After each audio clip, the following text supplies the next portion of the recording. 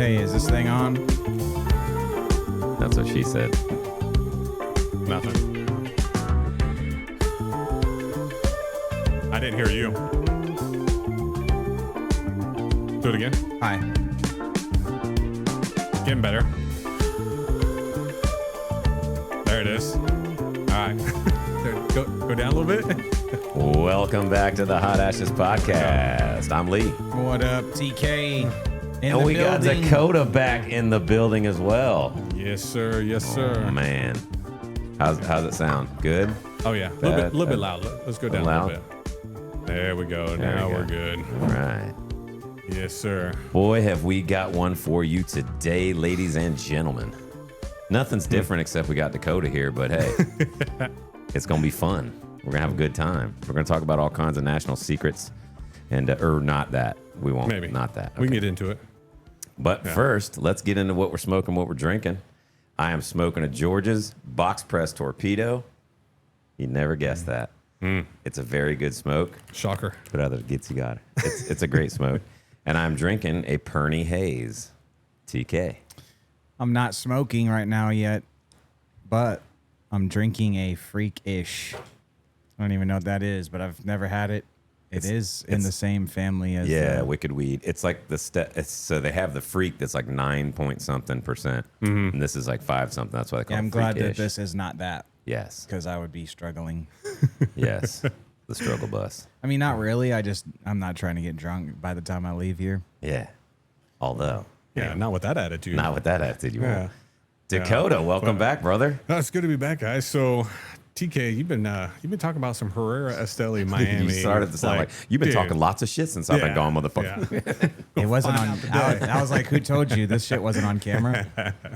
No, you've been talking about it a while. So I was over there just listening to the episodes, catching up, doing my binge watching, and I was like, you know what? I've never had these Herrera Esteli Miami. Oh shit, you've never had it? No, I was like, all right, we're gonna buy this. Like, I mean, I was gonna ship it over there to myself, but the mail is pretty terrible. So you know how we do unboxings every episode that I come on here. Facts. That gets a little pricey after a while. I will tell you that you and Roger are the only guests that come on and bring stuff when it's your homecoming. Yeah. Straight up.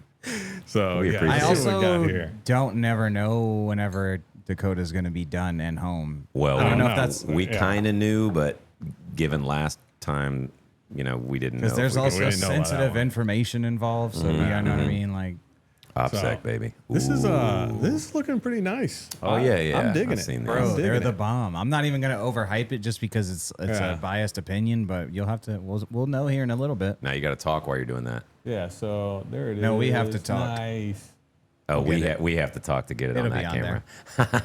It's right. Look, I do the editing too, and like when I'm editing, I'm like, no, it's supposed to be the other person talking. And now when I'm looking at it, I'm like, I don't remember how to do this. Oh, Hell yeah. Well, thank you, All right. brother. that's one there. Let's That'll do be it. for your next one there. Yeah, Uh, I'll smoke it for on the next one.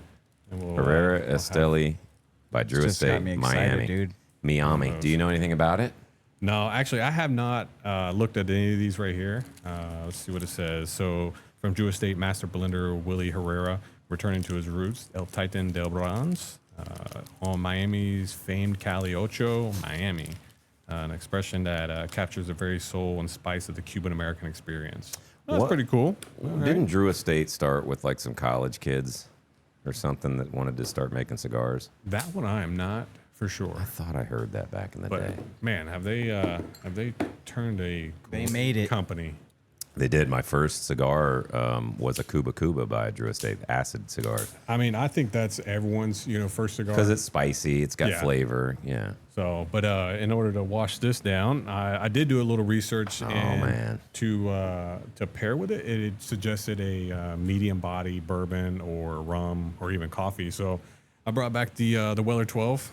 So Whoa. yeah, we're gonna pour some of that around. Yeah. What was I saying about earlier when I'm not leaving drunk or what? Might have been. Ooh, I Might have smell lied. it, dude. I smell it from here. It smells Might so have good. Lied in the first 5 minutes of the As podcast. soon as he poured it, I was like, Oh, you yeah. know, like in the cartoons It does where you smell like really good. cartoonishly follow the smell. You know? There we Thank you, go. sir. Move this around here. Thank you, sir. Maybe I actually will leave with a buzz because, I have been doing pretty good about this lately. I'm hungry. Yeah, eat. Yeah, and we have water here too. You know. Yeah, and there's- You're not there's hungry. You're just watermelon, thirsty. too. You're just dehydrated. I have Right. read that on my weight loss. Well, not weight loss. Dakota, welcome home, brother. Yeah, Appreciate man. you, boys. Cheers. Cheers. Cheers, Amy. Cheers. Air cheers. Weller 12, man. Good stuff. Good stuff. Oh, that It's so good when it hits Damn, the it's good. lips. It's so good. Oh, it's delicious. It is.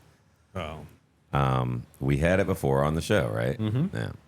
And then the one, so now that's not what you mix with the other thing to make a poor it man's is. pappy. Oh, it is. Yeah, Okay. so you do Weller the 12. What's Weller the other 12 half? and a Weller Antique 107. Because we did Oh, that so on, it's the same brand, but just two different. Correct. and we Yeah. did that before too. Because you made it. Mm-hmm. Right. So that's another, like the next episode I'm around is I went ahead and talked with Amy about mixing up Eagle Rare 10-year and Blanton's single barrel, just regular Blanton's.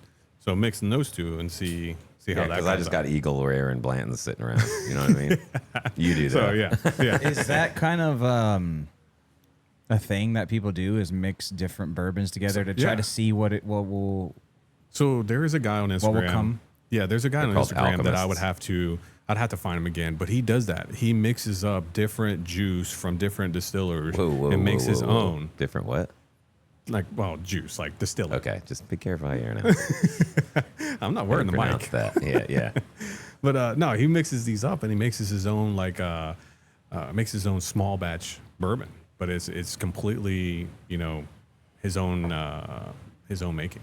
That's kind of crazy to think about, that somebody could take something that is already made Yeah. and find the right combo of two things and be like, this shit just got way better not when I combine these two. Yeah, I mean, think about how long you have to be doing this. Yeah. To be like, hey, you know what? I'm gonna take this, Yeah. this to bourbon even and this know. bourbon, Yeah, you're the and then person. see what happens. You're the person that knows the different notes and flavors and Exactly. hints and this and that. Yeah, 'cause you're you not. could- You're not me and him. That that tastes Right. pretty Yeah, good. Yeah, Like, exactly. You could make some shit that's nasty. Let's just get that out of the way. Like, I mean, yeah, for but sure. you could trick people like us into being like, it's not bad. Yeah. That's yeah, not like I'll bad just at all, lie man. to be accepted, and it's Yeah. like, meanwhile, everyone's playing a prank on me. They're Yeah. like, "Yo, boy, We you had just ate that some with you Mother just Earth ate for a some while, shit." didn't we? Oh, I immediately tasted it 'Cause it was disgusting. I was furious. I wouldn't drink it. Rusty was trying to sitting there get me. just chuckling, and he's like, "Oh, it's Buffalo Trace." And of course, like back Well, he then, put we it didn't. in the Buffalo Trace thing, and then Yes. Charles drank it and Charles said it was loved it. really good. Yeah, I drank it and I was like, "This is gross. Like, what Yeah, kind what of was it? what is?" It was Mother Earth. It was from a local From distillery. Kinston? Bourbon or something. Oh well, if it came from Kinston, that makes sense. That's where their. That makes a lot I don't of know if that's sense. where their distillery is, Yeah. but that's where their brewery is at. I'm sure it? they're probably right next to each other. If I had What's to wrong guess. with Kinston? Let's be honest. Let's be Russell's honest. from Kinston. In Kinston's defense, when's the last time you've been to Kinston? I used to go see the Wood Ducks there, So you haven't been in a while. Then that's what and you're I just felt like basically saying to me. National Lampoon's Vacation. Roll them up. You roll up the windows. Their downtown area. Excuse is me, can you coming tell me how along. to get I'll back give to it the that. freeway? I Man, heard- fuck your mama. Roll them up. Yeah. I have heard that they're What movie? cleaning it up a little bit, but I didn't lose anything in Kinston, and I don't have any ambitions to go in there. Well, it's a little bit out of the way to just make a day trip. I'll put it that way. Yeah, I mean, what? It's If you what, find yourself passing hour through, 20, maybe hour stop, 20 but- around there. Hour From 30. here, maybe, yeah. It's really the brunt of the trip is down 17. If I was going to go down the, No. 70? 4. well, that's the second half of it. If I was Where going are to go we from right Cape now? Carteret, if I was going to go from Cape Carteret, Yeah. 17? I think. I'd go down 58 and get on 17 and then go left on 70 and go that way. Oh. You see what I'm Yeah, saying? yep, gotcha. Yeah, you're talking about the bypass there. Yes, indeed, the bypass. And if you're wondering Gotcha. why I have to keep lighting my cigars, because we're in front of this fan that we haven't turned off, and it puts this out. But I don't feel like you guys hear the fan. No. I don't feel like they hear it. Yep. We've had it on the last couple episodes, and it's not. Okay, that's it's not I was been about to too reach back there too. bad. I mean, what do you think? You're the ones who've been I'm okay mixing with it. It's fine, bro. Like I said, It's if we hey, get, put it in the comments. if we get excited enough anyway, it sounds like you know what I'm It's saying. very There's going to be echoey, something. right, So I mean, right, shit. yeah. At least we can have the air blowing on us because you turn that son bitch off, it's going to get struggly in here. yeah, Sam, struggle bus. It's going to get melty in here. Did you Struggle dry bus. draw this yet? Yeah. He did not. He lit it right up. Bro, I've smoked plenty of these. They're my favorite cigar. This dude Oh, literally yeah, brought my yeah. favorite cigar. Dude, Yeah, that is true. chocolatey. That's Bro. let's light this up. Oh snap! There he goes, folks. I'm telling you, because when you light it and then you start smoking it, it's gonna hit different, bro. It's gonna hit different than what you just said out loud. I'll hurry up with this one.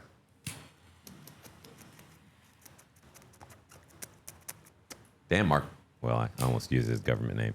Damn, Andrew's here. That's crazy. We haven't seen him in a while. The day Dakota comes back, we see Andrew. Crazy. No, that's cool, though.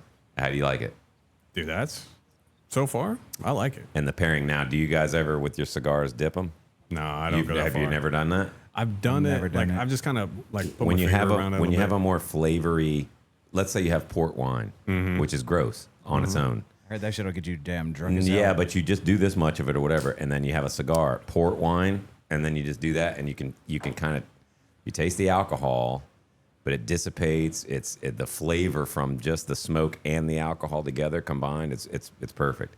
I don't know which cigar would pair the best with it, but I'm saying port wine. I mean, listen, I'm not even gonna front here. Like most of the time, I just use AI. I use AI. Like, hey, tell me what's gonna pair best with this. I mean, if it's a cigar that I know, then I will go with that.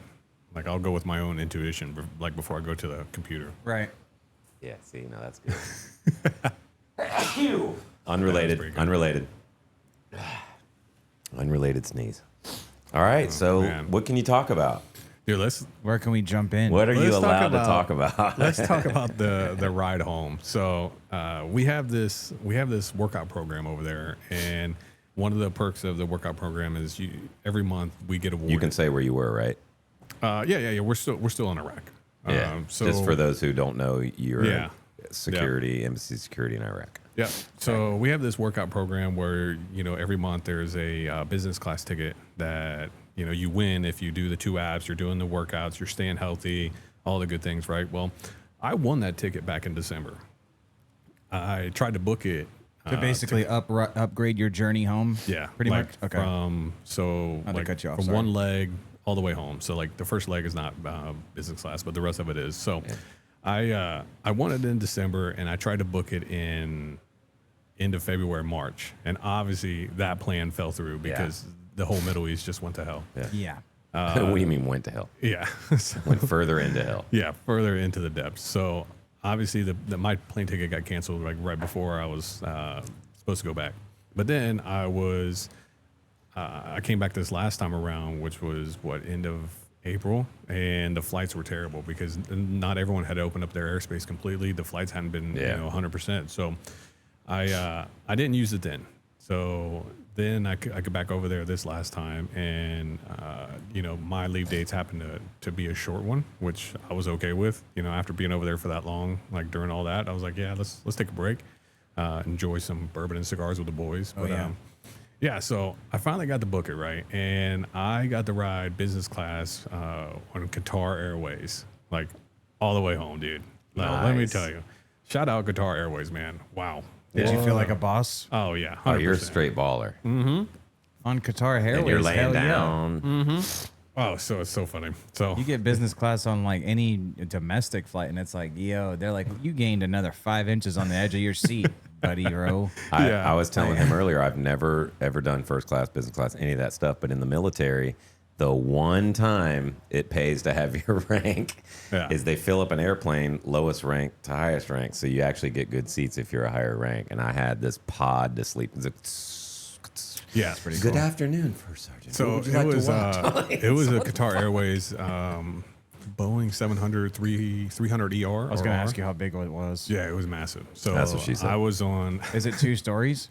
No. The 2 stories is the A380s. I gotcha. But this one was not. But I had my own pod on the side of the aircraft. So As crazy as it is, I'd be feeling like I feel like I'd be way less nervous to fly on a 2-story plane than, whatever the regular American airline standard jet is. We talked about this because he's scared of flying. And I just feel like if it was that big, it would kind of lose the essence of an airplane. It does. It's like being on a ship, a big ship. You're not going to feel it like you're on a little boat. For sure. I mean, I've flown business class on Lufthansa on an A380, and I was up on the We second get deck. it. You're rich. No, I was just very fortunate, and I had money, You got disposable upgraded? income.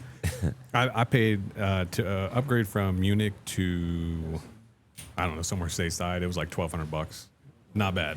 Not bad. Yeah. But anyway, so we do business class from Qatar all the way to JFK. Now, I'd never done it with Qatar Airways, so I was pretty excited, man. I wrote it from Qatar, so Jordan to Qatar, and I had my own little pod. It was really That's nice. pretty sick. So we get on there, and she goes, "Hey, have you ever flew business class with Qatar Airways?" And I was like, "No, not at all. Like, I don't spend that kind of money." What do you think, Motherfucker, lady? does it look like I fly business class? So I was like, "No, absolutely not." She See, goes, I'm wearing "Okay." Hey Dudes. I don't fly business class. No, I had the Nike slip-ons, you know. So anyway, I get in there and like she showed me all the like seat controls and everything else, which like I'm glad she did because like there was some buttons there, like I'm going back and forth, like trying to figure this thing out. But we get Sir, there. is there something that you need me to explain again? Yeah. So we get there. Never mind what I asked earlier.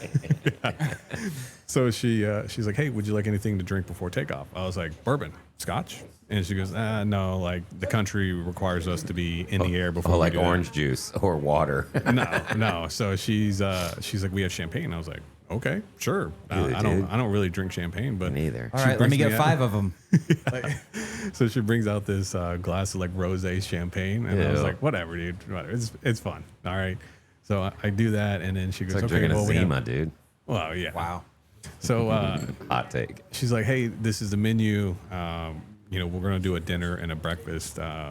Whenever we get up in the air, what times do you want it?" I'm like, well, Damn. I don't really know. You got it like that? Oh yeah, dude. Get outta I'm telling here, you, business dude. class is where it's at. So there was a beef tenderloin over a bed of sweet potatoes and everything else. So I'm like, okay, well, whenever we get in the air, I want to start with a Woodford Reserve, and we'll go from there. I was like, okay. So I wanted to see how long I'd stay awake. Turns out, no, but I get in there, get my first bourbon in, and I'm good, right? I'm like, I'm feeling it. I love it. I was like, yeah, I'll take Is another business class on the house? one. Yeah, so On that his was, gov- yeah, that on was his that was the work. they upgrade you. So Yeah, and he won the ticket, basically. So if you got 5 bourbons, you're good. So they're not Oh yeah, it's bottomless. they're not paying for everybody's business class. They're cheap. They want to buy one and have No, you I fight get for it. it I'm like just saying, gladiators. like, if you wanted to go D-Gen level, you could get 6 bourbons if you want, and whatever. D-Gen level. Yeah, 100%. You'd be watching. it's, you'd be it's, watching some Letterkenny. It's it's bottomless, man. If you want like multiple meals, like go for it. If Right. you want like ice creams and No all this way. other stuff, go for it. Even when it's like 0 dark 30 and everyone's 100%. sleeping, like I mean, honestly, yeah, because like the crew, they're like they do their runs and then they're just sitting there. They're just waiting. They I'd don't get they don't drunk. mind. I just get drunk. Well, so that's that's what what I'm saying. That's what we're getting to. So anyway, I'm sitting there. We don't and- condone just getting drunk. That's not what we're going for. Let me here. stop you right there. No, I'm just playing. So I get one bourbon in. I'm watching a show on my phone. The TV, like the movies on the TV, weren't that great. But anyway, so I'm watching Tires on my phone. Oh God, dude, so awesome, so funny. so funny. So Wait, how much have you seen of it yet? like 4 episodes. Oh, 4 or 5 bro. episodes. Damn, we Did can't you even s- talk about it yet. Then You too have a beautiful daughter. Did you see that yet? No. Okay. All right. But anyway, so I'm sitting there watching this, and I get the second bourbon, and she goes heavy. Like it was 2.5. Oh, she's like, I'm gonna take care of Yeah. it because he's gonna keep asking. Yeah. Let's just make it So work. she goes, when do you want lunch? I was like, or dinner. I was like, I don't know. I'm not ready yet. So anyway, she's like, hey, do you want me to lay down the mattress and everything for you? I'm like, there's a mattress? There's a mattress? And she goes, yeah. where have you guys been It's like- storing it? It's like a small little foam, like roll out, whatever Yeah. else. So I do the animation. So Housekeeping, you want me to jack you off? she rolls out the mattress, right? And I'm sitting there cross-legged. I can't even get in it, but Sarah, I'm sitting there cross-legged on this the seat that's like laid out, right? I'm sitting there, mind you, I'm mid-30s, cross-legged with a bourbon in my damn Crisscross applesauce. So I'm just sitting here with like, my bourbon, got my big ass headphones on. I'm watching my phone. I'm dying laughing. Everyone else is asleep. Dude, the sight of that. Oh, man. All you needed I was go like a mad. damn like neck pillow, and like you just look like the ultimate yeah. person that's never been in business class before. Like, Oh yeah. I checked my neck pillow. I checked it in my bag. I was like, I'm business class. I'm Yeah, I not don't going to need do that shit. Yeah, I don't need that fucking caveman shit. I think whenever we Like went a to Vegas, peasant? not like small tangent, when we were going to Vegas, my dad he close to a million miler, if not a million miler, through his old job. Mm-hmm. So we were going to Cancun or whatever, and I had a neck pillow on when we were getting on the first plane from New Bern to Charlotte, and he was like, bro, I'm not even gonna walk by you if you wear that shit, bro.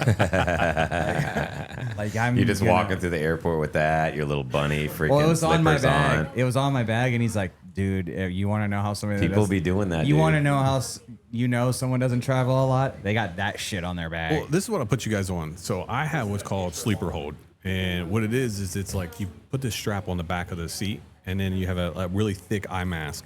So the straps hook on behind your head on the seat, and then your eye mask hooks onto those straps. So it holds your head like perfectly upright with a pillow behind your neck. Without having to. Yeah, exactly. So like you can kind of tilt your head or whatever else. You can loosen it, whatever you want to do. But I'm telling you right now, like that has been a game changer for like economy flights. That's sick. So yeah, Is that like a device you can buy? Yeah, so sleeperhold.com, I think it is, or something like that. If you Google sleeper hold. Now, what's the Sleeper worst flight you've done? A C5 into Afghanistan? Yeah. You remember that shit when you had to have your bag that was here? and you're miserable. fucking, like, Yeah. Yeah. But that sleeper hold, I'm telling you, man, that sucks. was a game changer. And then that one, like I said, it holds your head up, so you're not doing the whole like bobbing around and Right. everything else. And then the pillow behind you, your neck doesn't cramp up or anything. Like it's pretty cool. That's dope. But I like that. That's my go-to for economy flights when I'm not fortunate enough to get the I mean, I could business. see where that would be a game changer, just because it's like, with the neck pillow, you still have to like almost damn near hold your head up to lean into it. As long as you Yeah, could like kinda, fully some of let those, go yeah, and some have of that those. shit holding your head up, you're like, I've only okay. used it like one time, dude. I've been on so many flights, but I've only used it like one time. I was Well, like, you'll still be like all right, this. the gayness of that was enough for me not to use it. You're still like ever this again. though. Yeah. Like it doesn't really like help that much. Like the pillow's only still like right here. You still have to As like a matter of fact, lean yeah. your head. Yeah, but as a matter of fact, it was almost better having all your gear right here because everybody's Yeah. put their fucking head on it and went to sleep. Yeah. If you could sleep, we were So- sardines. I mean, all of my flights are, well, the going across the Atlantic is never any shorter than 10 hours. Right. So I'm usually 10 hours on the first leg and just under 10 on the second leg to get me into the Middle East. And then Yeah. we normally stop, and do an overnight somewhere like throughout the Middle East, and then we go into, Iraq.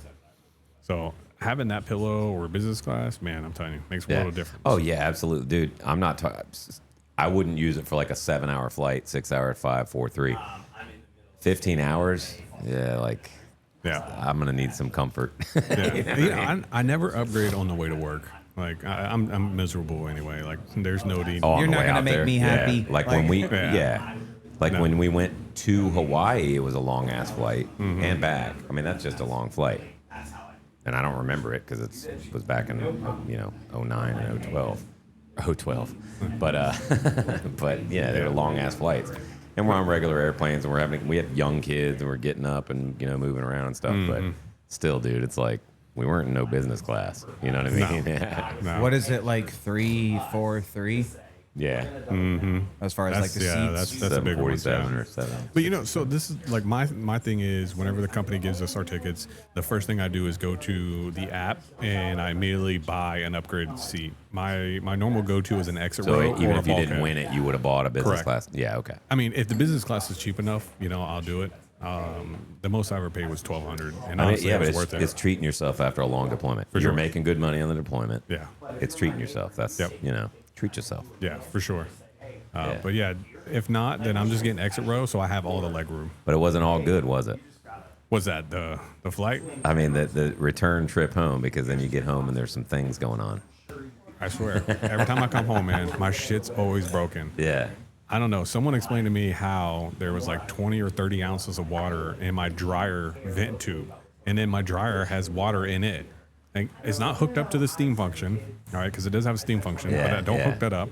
But somehow there's water in there. It fried my heating element and the sensors in there. Oh, it That's ruined your broken. dryer? Yeah, so now I got to. Yeah, like, how does water even get in there? Does it come from the outside? Like, how? But the thing is, my vent is under the soffit, so water can't really just go up there. So Right. I don't know. And doesn't have like a And have like an is it air just- downspout like for when you're drying your clothes. Doesn't Or it? is it like super condensation-y in there? That's and what I was gonna humid say, And like like- it's just collecting over time. You put those little hanger things that dehydrate the air. I don't know. I don't know. I can't either. make That's heads or tails weird, of it. dude. but That's weird. I've lived in that It has house been for- really hot. Yeah, and And you haven't had your AC on or anything like that. no, yeah, I run the AC. Oh, And you then- do run the yeah. AC. So then there's no reason that would have happened like that. That's I can't so make weird. heads or tails of it. I think man. it was Amy, dude. I seriously Yeah. do. Something. Like, I'm pretty good at like figuring out movie villains and stuff like that. I think Amy did it. Yeah, Probably I mean, on purpose. But man, I'm telling you, JK. On LOL. purpose makes it savage. Fuck you. Oh no, that's him with the bum knee. I'm sorry. but yeah, so that's there, and then I had to my mower. So Amy's running the mower, loses all the lug nuts, and then the wheel is just doing this as it's rolling. So like all of the lug studs and the lug nuts are Okay, just back to Amy. So you did do that? I see now well, there's why another you were mic, so but against the dryer thing, because you were like, look, I can't be on the hook for every single thing that was Yeah. messed up when You're this guy ready. got back. yeah.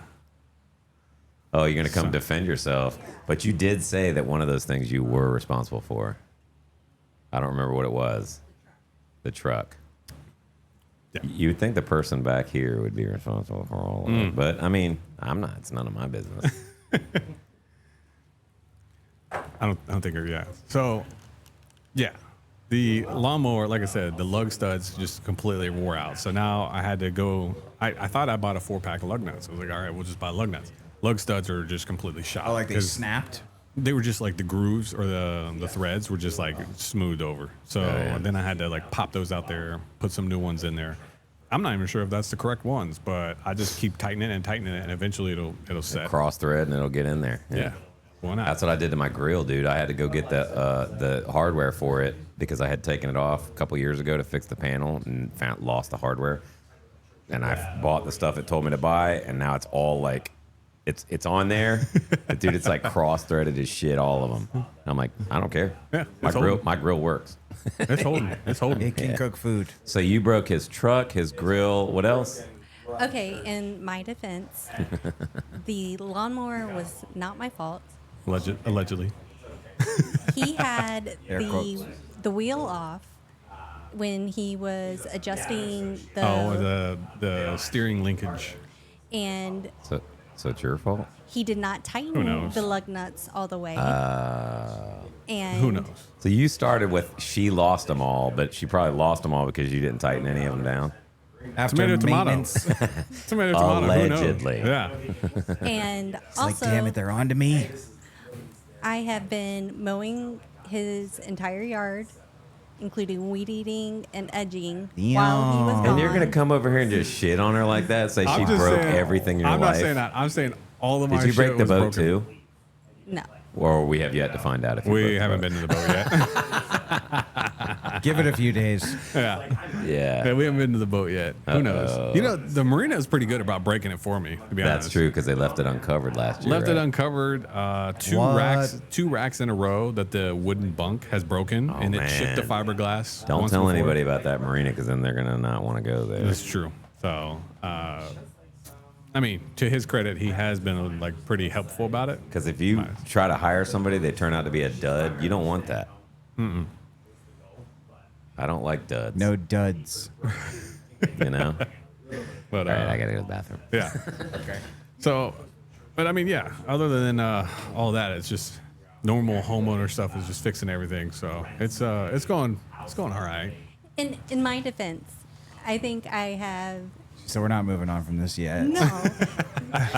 I'm not taking the blame for it because I think I've done a pretty good job in contributing and doing as much maintenance, probably more than most females would have been capable of doing. Like the fact that like I managed to like get 2 lug nuts back on to be able to get the yard where it wasn't a hot mess when you got I just home. needed to be operable. That's it. Yeah. I mean, and it. Do you guys have pets? Yeah, we have a couple cats I got you. and a pug. Okay, so the cats, I feel like they could handle themselves for the most Oh, part. yeah. I mean, cats are. I meant more pretty, dog. So there is Yeah. a dog. Yeah. Cool. Cats are pretty Yeah, self-sustaining. they'll be like, man. bro, actually, matter of fact, leave. Yeah, exactly. Like, yeah, we don't need you. Damn, this is pretty good. Told you. I'm digging it. I told you. I wouldn't steer you wrong. I'm not a cigar connoisseur, but like, I'm like, that's pretty good. Yeah. And then Yeah. also in defense of the truck, I may have contributed to the initial battery dying because I don't think my only deduction is maybe I didn't close the door. One of the doors didn't shut all the way, and so And it was just, the it dome drained. light. So dome light or something. I don't know. And then never checked it again. Just never. Like, No, Well, you wouldn't know you left it open until you go turn the truck on and it don't Aren't start. you supposed to turn the truck on like monthly? I was turning it on Weekly? Weekly, Ooh. and the battery was dead. I'm sorry, dude, I'm trying, man. I I'm trying. I charged the battery, got it running again, took it to AutoZone, had them run the What a shit show AutoZone was. had them do the diagnostics on it. I'll take a look at it. And everything, and it turned around and the battery died again, and I charged it again, got it up and going, took it back to AutoZone to make sure that it wasn't the alternator, and I made sure that I ran the truck for over an hour to recharge the alternator, and there hasn't been any issue since. So in my defense, Then he gets home and screws it up. No, it's No, the working. truck's good. Truck's good. Yeah. Look, we're gonna start a fight here, guys. I'm telling you right now. And I cleaned it and Oh, made yeah, sure, for sure. it was good to go for you when you got back. Yeah. Had a full gas tank. Yeah. No, it was good. No, not denying that. Don't look at me. I'm not the Amy, one you know that's I'm over just here giving you about just shit. trying to kick up dust over I'm here. just giving you shit. I'm just giving you shit. You know that. Yeah. You know me. I like to stir shit up. Oh, dude. Yeah. You see my stories. So you got yeah. Well, I have seen your stories, and so that's how I always know that you're doing well overseas. I'm like, has anybody heard from Dakota? Well, I got a meme from him earlier. It was hilarious. I think he's doing fine. Right. You know, or I got a video of some stupid shit. He's Something fine. controversial. Yeah. Oh, speaking of controversial, so I bought this new thing. Real quick, I'm just going to talk here about we go. it. I have these microphones. I am not. What's the word you can't say on YouTube? I'm not going to Unaliving unalive yourself? myself. Would never do that. So if I put this, like I'm kind of worried about putting it on, but yeah, these that? DJI microphones are really good microphones. Is that a company that's based out of said location, or what? I don't know, What's man. the I didn't joke? even think about that until he said it. What's the joke? It's not a joke. It's scary. It's a tragedy. It's is what a it tragedy. is. Somebody Yeah. who was wearing a microphone had that microphone blast through their neck recently, and that we don't like that. Oh, okay. So see, I didn't know. Yeah, That's a crucial So that piece of scared the shit out. information. So I was like, That is. great, dude. I just spent this money on these freaking microphones, and now I'm scared to use them. Don't blame you. Don't I'll blame take it you. off your hands for the price of free 99. Nah, you don't want these, man. You never You know don't what's going to want happen these. after that. Yeah, dude. Hey, Yeah. Especially when people read like your social media and stuff and see what you think about things. I don't post that stuff there. I don't either, but we do be talking with our friends. Yeah, you do. Yes, you I do. let it rip. Hey, it's kind of weird that this is going on, and we know that that's this group of people. It's weird. The only thing I talk Stereotypes about, are earned, not given. It's like you better watch your mouth talking about that one group of people. But everybody else you're allowed to talk about, you better watch your mouth talking about those people. But we're in a free country. It's fine. Allegedly. We're in a free country. Nah, it's a free country. Freedom of speech. We could say whatever we want. Except for and not be unalive 47 for it. states have enacted laws that you cannot talk about or boycott a Who was the only certain president state. not to kiss that wall? And what he's the happened one to that's him? no longer with us. And what happened to him? Kind of crazy. is it? I mean, Indeed, it is. we saw it coming. Yeah. But Oh, controversy. oh yeah. Oh, Jared. Good for Jared, you, buddy. Oh, Jared, my God. dude, he's like, I don't want to ruin your show. I'm like, Jared, just speak, man. But like, he pissed a lot of people off with all that woman stuff. When he was Yeah. talking about the divorce rate or whatever. Well, he was talking about women in general. He said, women are more emotional than men. If you ask a man, the husband in a relationship, do you care? Would you rather be happy and stay married, or not happy, unhappy and stay married, keep your family together, or like get divorced, or whatever? No, I'd rather just stay together. Women, no, it's about my happiness, not the kids and the husband. It's just my happiness. And more, he's showing me these like stats and trends and stuff. I'm like, oh shit, maybe he's telling a little bit of truth. It goes deeper now, than that. obviously, it's not everybody like that. No, he, it goes he deeper does than that. That generalizations. also our country, situational. our country has made it like almost impossible to be a single income household. Oh, yeah, Like, yeah. So I mean, I see what he's talking about and how like way back in the day, The nuclear it was- family has yeah, the nuclear changed. family. It was the man went off, Yeah. earned his money, kept up for the house, and the wife raised the kids. Yeah, I mean, there's and that's nothing- not me being a male chauvinist saying, Exactly. get back in the kitchen, woman. 'Cause No. I would never treat my wife that way. For sure. Ever. For sure. So Maybe I would jokingly say something like that. no, I mean, it used to be that way, and Yeah. everything was fine. And then the country like got so expensive. They're like, oh, you got to have both parents with a job. And to here's provide.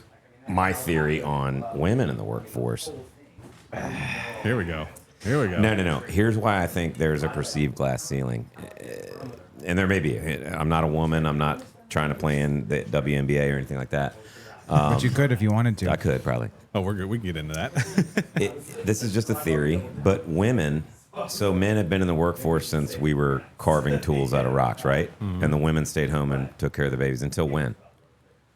World War II, pretty much. So when it started so you look to making the 40s and transition. 50s, but transition, but it wasn't all women until probably the 70s, I'd say, 60s, 70s. So if they're starting their careers in the 70s and I've had my career 20 years longer, don't you think I'm going to be the CEO and you're not because I have 20 years more experience? So it's not that there's this glass ceiling. It's that you haven't been in the workforce as long as me. You got to get up. Now we're in 2026.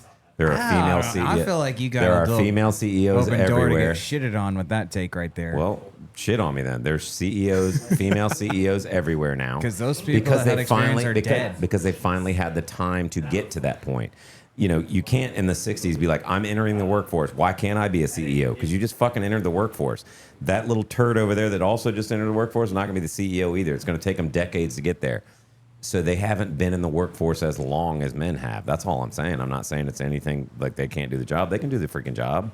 There's women out there that can do way better than men as a CEO, but it just depends on who the woman is, who the man is. Well, what if they were just ready to take on that role as an anomaly and they would really work better than the CEO? Then any business, if I'm looking at it from a business owner's point of view, I'm going to be like, oh, you're ready to take on that role, but you've been doing the job for a month? Nah, okay, we'll wait to see a little bit longer because in my experience, I can see people burning out after 6 months. If they're especially not used to the pressure that comes with being a VP of a company or something like that. They're not used to that. They haven't been in the workforce as long. Well, that's why I use the word anomaly. Someone that's just like really There like are that. anomalies. There are people who are just the best. But like, what's the decide? Wow, this person came in and knows the whole book. Well, Yeah, but fucking that a doesn't mean that they have the emotional intelligence to deal with people. I They feel know like the a book. They know CEO is an the- anomaly, to be honest. I mean, shit, not everybody can be a fucking CEO. It's true. Well, that But was my yeah, point in but the I'm first going place. back The to- CEO has been in the workforce for 30, 40 years. Whereas 30, 40 years ago, women, yeah, they were working 30, 40 years ago. I'm But going back to not Jared's as many point men. is that women were more happy back then than they are now. Because I think there's a lot more pressure on them to perform in a workspace versus just a home, home life versus, you know what I mean? I think that tide is also turning too, though, because now people are like, oh, my parents didn't do this shit. My mom got to stay at home with me when I was a kid and blah, blah, Yeah. blah, blah, blah.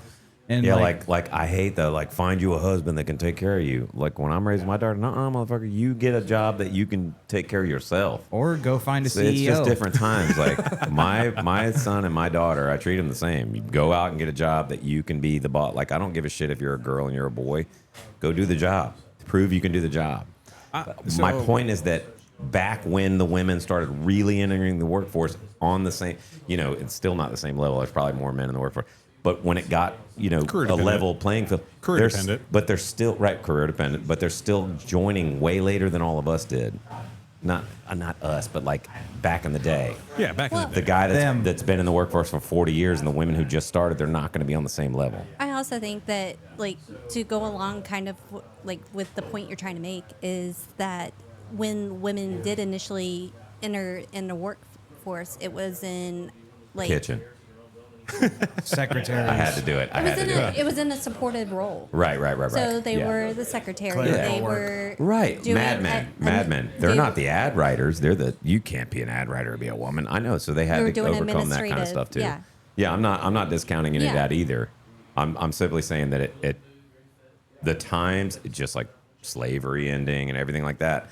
By the time, no, I'm serious, man. I'm just You shaking my think, head. you My think, neck, I had you a think crick in my African neck. Americans had the same opportunities to work as white people when they were It's a just proven fact that's not. Exactly. That's my point. So it took decades, a century, like it took a long time to get the playing field leveled. And motherfuckers, go ahead and write that it ain't leveled because I grew up in Virginia Beach. Don't even tell me that there's a such thing as fucking white privilege.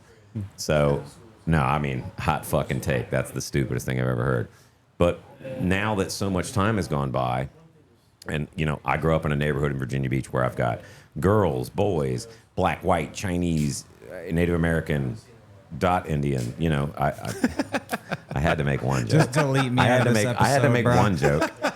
And we're all friends, and we're all growing up in the same neighborhood. This file might and get we all suddenly go to the lost. same school, and we all have the same opportunities, and everything's the same. Yeah. What is different? I get my ass kicked more often because I'm white in a black neighborhood. Like, that's the difference. Yeah. So don't fucking tell me that you had it to, like, times have changed. It's 2026.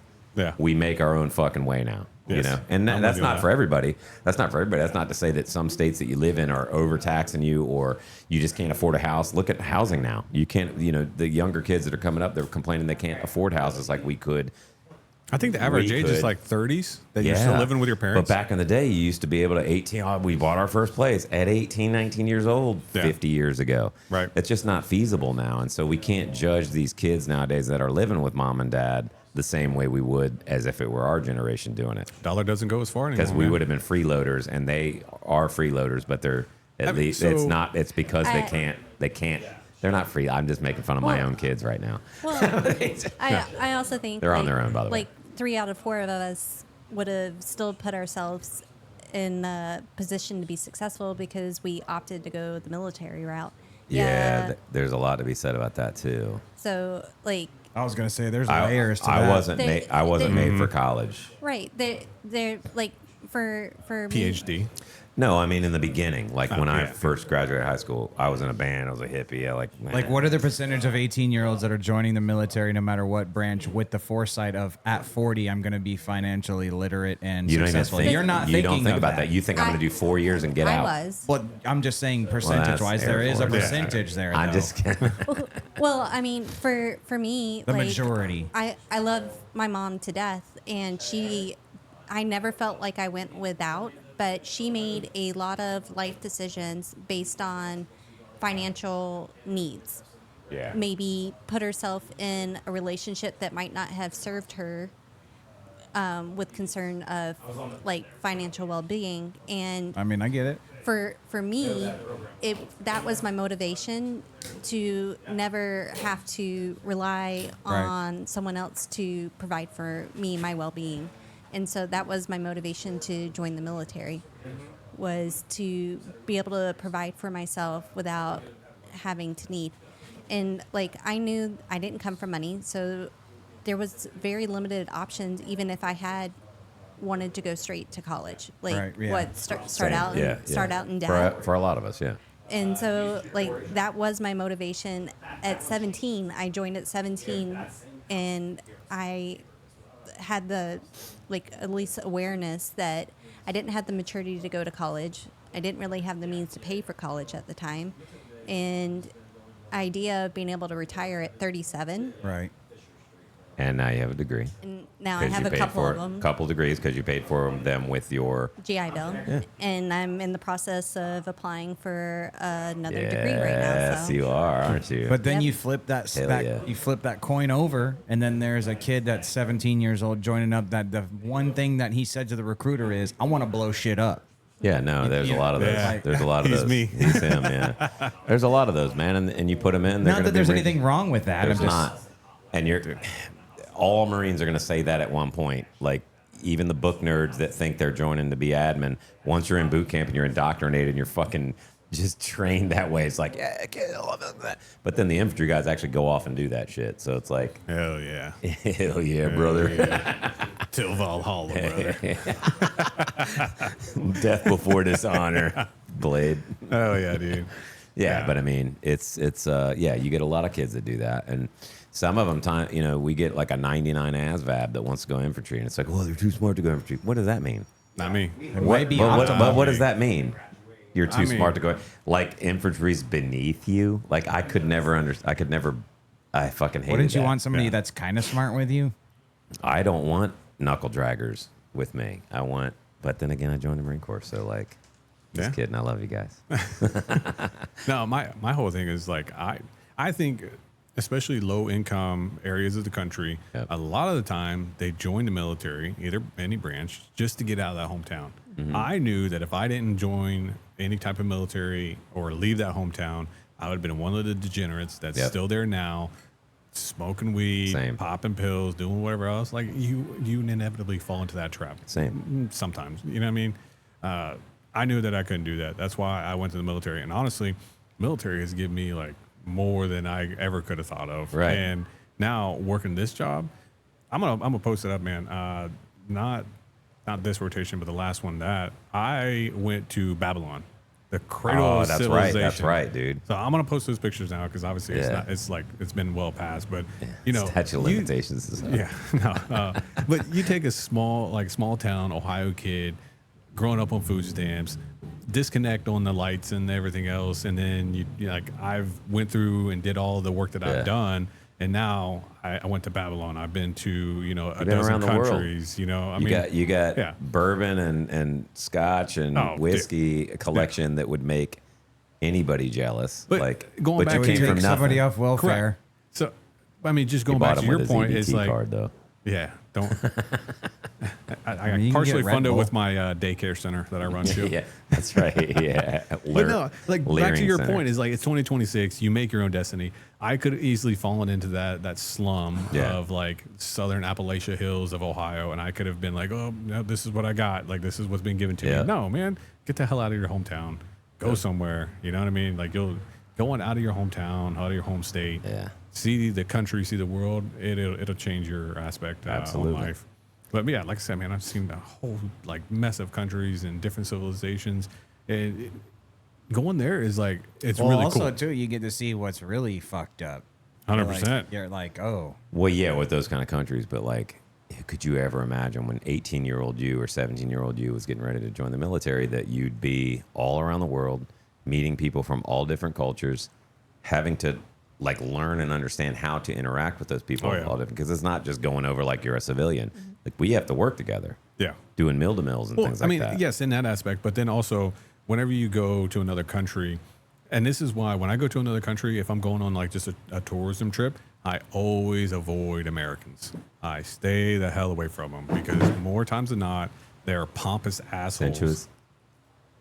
They're pompous assholes, and they I don't know, they make a bad image of America. Yeah. The ugly American. I'm not gonna say every time, but more times than not. So they I expect stay away from everybody them. to speak English. Yeah, 'cause exactly. You're in their country though, bro. Exactly. So I avoid stuff like that. I mean, I don't go full indige, and I'm up in the mountains of Thailand or whatever else. Yeah. But no, I mean, and I try to assimilate, learning a couple of their phrases, like their Right. greetings and everything. Man, it goes miles. They treat you better, dude. 100%. If you start speaking their language, they treat you better. We would Yeah. speak Romanian in Romania, just to the waitresses, and I'm like, I'm learning how to do it. How do you, cum te chiara, check please, nota de plata, vă rog. Yeah. Nota de plata, nota, Yeah. the plate, nota de plata. Vă rog means. I speak please. English. No, I know, but I'm saying like I was asking, I was like, oh, that's kind of easy. So I was like, cool. So if you tried, then we would go back to the same pizza place all the time, and we got the best service. Like we're the first ones to get our shit, even though we got there after everybody Oh, yeah. else. Like we got multiple waitresses because they're taking care of us, stuff like that. They like that you're trying. You're not the ugly American. You're actually trying to, speak their language and assimilate. Yeah, for sure. But But that's yeah, got to be it's- tough in Iraq. It really depends on. It's like shamalala. I mean, it just I don't depends know. on the I type don't of know if person I just and cuss somebody out or something. Thanks, buddy. type of person and like Yeah. where they align. I mean, there's plenty of like. I mean, there's a guy there. Yeah, as long as they believe Jesus Christ is King, we're good. Well, there is one guy. Like I won't go into mean, he detail is. We all where know where he works in whatever organization, but there's one guy that he was helping us out, and there was a series of decisions that prevented like him and his team from getting some food. Right. I took it upon myself that, hey, we should have made sure that those guys were taken care of. Yeah. So this is the other nationality. So that decision wasn't made. It was a terrible leader. It was because I told you so. Because I said so. Because I said so. All right. And I tried to voice like, hey, that's probably not the best course of action. Let's get these guys some food. We're going to do our work. We'll link up with them again. Anyway, so he made that bad call. Those guys missed food, and I was like, all right, well, when we get back, I'm breaking off, and I'm taking these guys, over here, and I'm going to buy them lunch. They're fucking starving. Yeah, and he's, well, you can't do that. It was at the height of all the bullshit over there and everything. I was like, I don't care. I was like, I got a group of guys. I can't say they were well prepared in case if something happened, right? Yeah. So I told him, I was like, listen, I'm gonna go over here. We're gonna have lunch, and he's like, sir, please don't. It's fine. We're fine. We'll get our own and everything else. I was like, no, I got you. So our interpreter's like, hey, this is go back to the culture. It's like you have to tell him that you insist that he accepts your generosity. Because it's like a dishonor if you don't accept it. Yeah. I mean, it's kind of like that. It's like almost like a disrespect kind of thing. Yeah. But I was like, hey, listen, I said his name. I was like, listen, I insist. Please let me make it right. And he goes, okay, fine, man. Like all I had to do was say that. Yeah. He's like, okay, he accepts it. So the same thing, man. I took my truck. We broke off. We went to the restaurant, and I told the guy up the, I guess kind of like a waiter, like a hostess. I was like, hey, man, whatever this group of guys want, anything on the menu, as much as they want, I don't care. They get it. Tell me what it is in the end. So sure enough, man, he ran his whole team through the restaurant and fed those guys. After that, this past time that I went back over there, he looked at me, he goes, Dakota. I was like, oh shit. I said his name. I was like, bro, what's up, man? He goes, dude, we started he smokes pretty good. They remember that shit, dude. Yeah, he remembered it. And then he saw me. We all dress the same over there. So for him to look at me, I'm wearing sunglasses. I don't wear a hat over there, but he remembered me. You left the turban in your room. Yeah, left the turban in the room. Yeah. But that act of kindness went miles because anything else we asked of him and his guys to provide, All right, Dude, we got it. hands down. Maslow's hierarchy of needs. Maslow's hierarchy of needs. You cannot be happy until these basic needs are met. If I gotta pee, I'm not happy. I don't give a shit how much money you give me, or if I'm hungry, I don't care. I gotta pee. It's my first thing. And then I gotta eat. And then I gotta do this. Then I gotta do that. So if you have soldiers or whatever working for you and they're not getting fed, that's the basic Maslow's hierarchy needs, man. So I think where I gained the most traction with that team was I annotated the deficiency that was us. Well, that guy and his call. I annotated that, and I told him, "What's that?" Carl or Chip or what did you say? No, his you don't have to say it. But I said, "Hey, listen, this is what was wrong. I can fix it and everything else." But after that, man, if that group of people, they're down for the cause. Yeah, dude. They're down for the cause. Yeah, you basically just made a whole group of family. 100%. Just by showing them that you're a decent human being that cares about their welfare. Yep. So then we had another tasker. Weird how leadership works, isn't it? Crazy, right? And I was only a guy in for 9 years, only made it to the rank of sergeant. Don't ever say that again. Well, you know why I said that. I didn't have all those little fancy shits. But, there ain't no only about sergeant. Yeah. A Marine Corps sergeant, this is true. there ain't no fucking only about it. Yeah. But, and then so I linked up him this past rotation, and, we chatted and everything else. And, I got to feel for his team and everything else. That guy went above and beyond what was called to him or of him. And, he went above and beyond to ensure our safety in the certain areas. So That's cool. he could have done what was asked of him. Can you say the nationality? He's a local. Yeah. Oh, Iraq. Yeah. Okay. Yeah. So, but yeah, he went above and beyond. And then, they take their job and they take their duties very, very seriously cool. over there. That's So there are some good people over there. That's good. And it turns out, man, just You don't hear about this kind of stuff. No, of course not. No, it's terrible. They won't tell you that there's good Iraqis. There's good people who we work with on a daily basis overseas. Mm-hmm. No, you got to hate everybody. Yeah. Yeah. And that group of guys, man, they're good people. Yeah. They're good people. And I won't say that you don't get nervous about TCNs when you're in those countries, but when you start to get to know them, I'm sure that they're vetted more than the ones that we have coming on base in semis. That It's a TCN. Oh, I'm sorry. Transcontinental I'm sorry. National? Third country national. Sorry about Oh, that. that's pretty close though. I'm sorry. That's close. Yeah, you were a transcontinental national. That was pretty good. That was pretty. Yeah. That's the best guess you're gonna get out here. But thank you for calling me out on that because I didn't even realize I did an acronym. You know what I mean? I only So- asked because I didn't know. Well, yeah, but you got to do that so that the people know, the 70 people watching.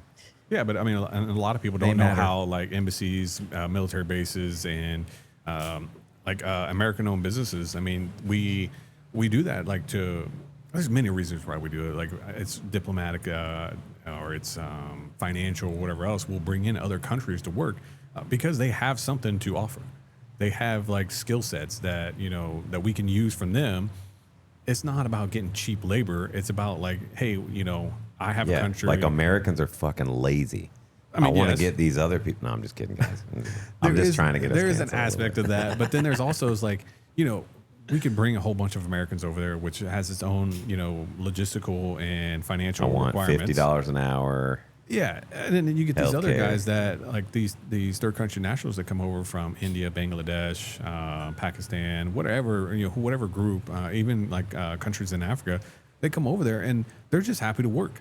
They're not having to worry about like someone coming into the village and massacring everyone. They're not having to worry about their family like eating because the job that they have working with the Americans like provides. Right. So, and then they assimilate pretty decent too. So it's really cool, like working with all those different countries. America. Fuck Yeah. yeah. Here to save the motherfucking day, yeah. That's a great song, by the way. It is a great But it is song. kind of funny, like being over there. Like I have heard like a handful of people over there. They're like, why is this war going on? Like this Yeah. is stupid. I This don't is know, so dude. I dumb. don't know, dude. I don't know. It's so dumb. Durka, Muhammad. Yeah. Like they truly do want to know. They're like, all right, tell us what's up. Yeah, exactly. And And you're like, bro, me too. Yeah. Like, dude, I've been here with you. Like, you tell Yeah. me what's up. What's going on your news station? I'm getting the propaganda on my end. So- You're probably getting the propaganda on your end. I was sitting at Don't get me the, started on Russian propaganda. Just saying, they got a whole, Well, they have a whole internet like group called the IRA that is, Yeah. their job is to do propaganda in America, Oh yeah, social I mean, media. Yeah, every country does. They're but that. everybody probably not falls the for it. only Everybody's country like does that. falling for it. Oh, I know, but not like Russia, man. They're like super bad. Yeah, I mean they're good at it. Can somebody tell me where my lighter is? Because it's One blue. of these blue What's ones, that yeah. one? I bought a Okay. blue one too. Okay. Nah. I Is think that this not one- yours?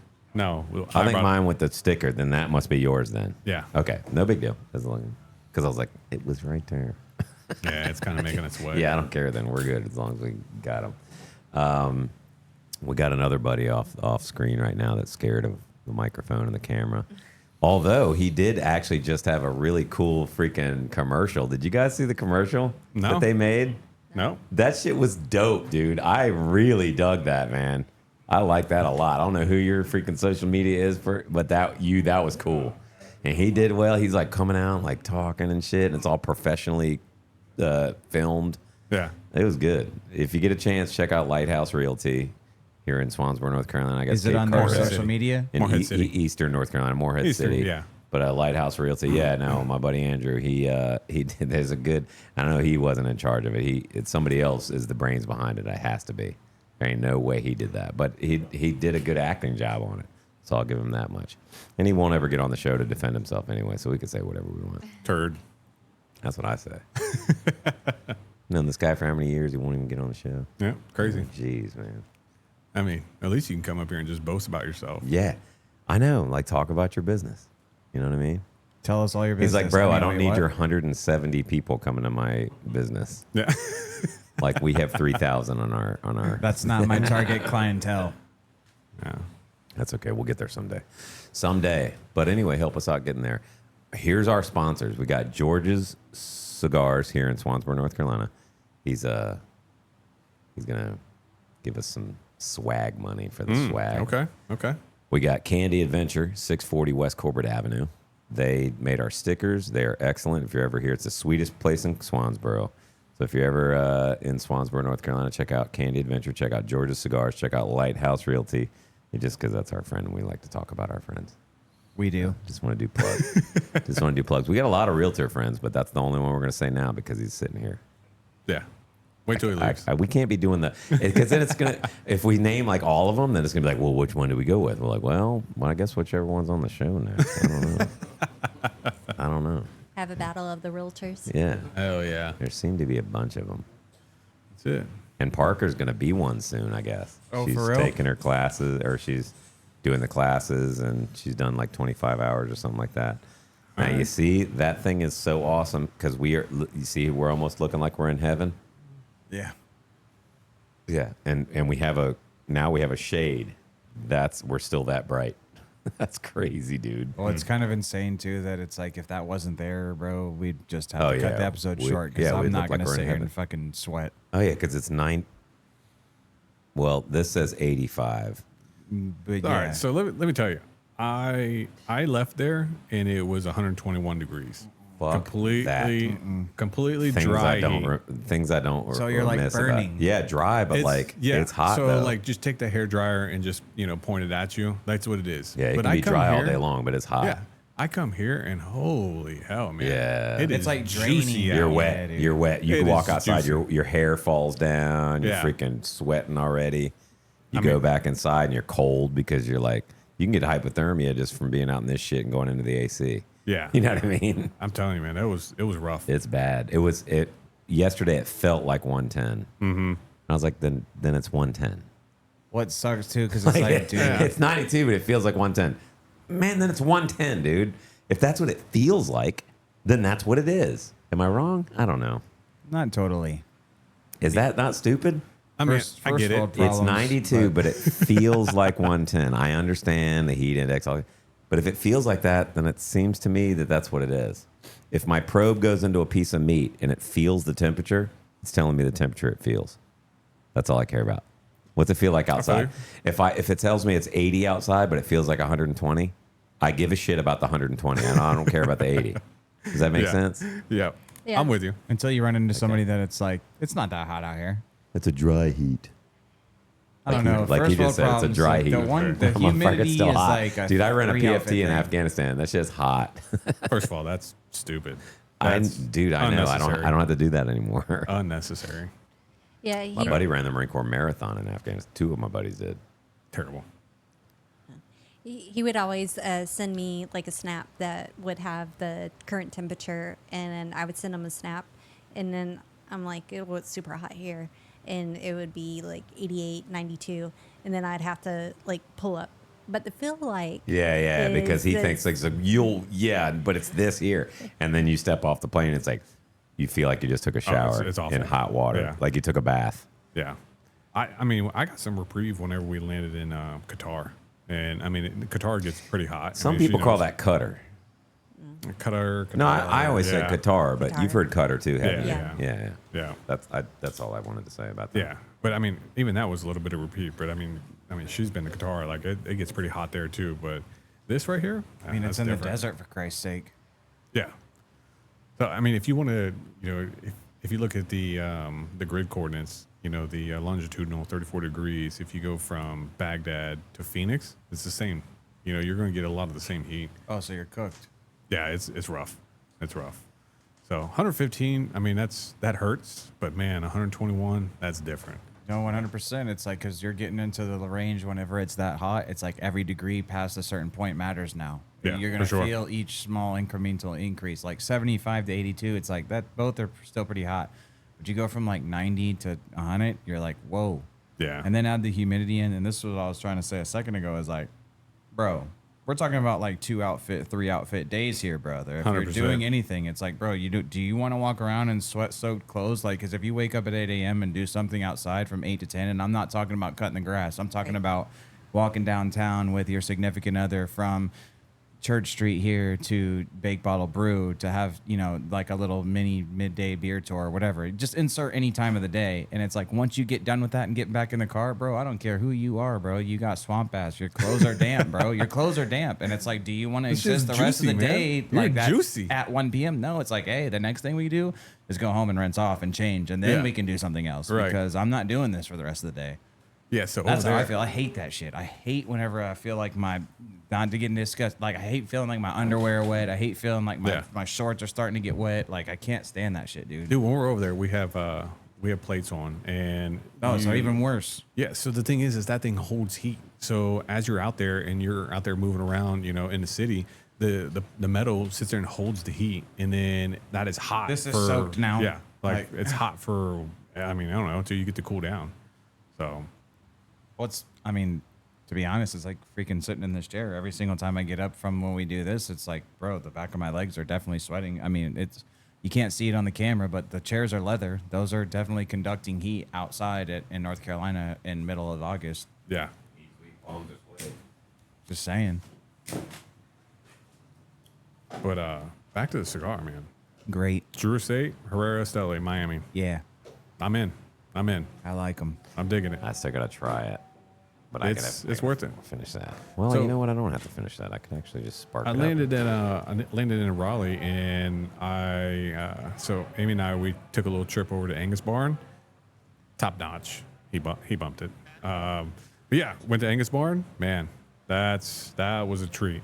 Didn't Is that where you got the one crazy drink order?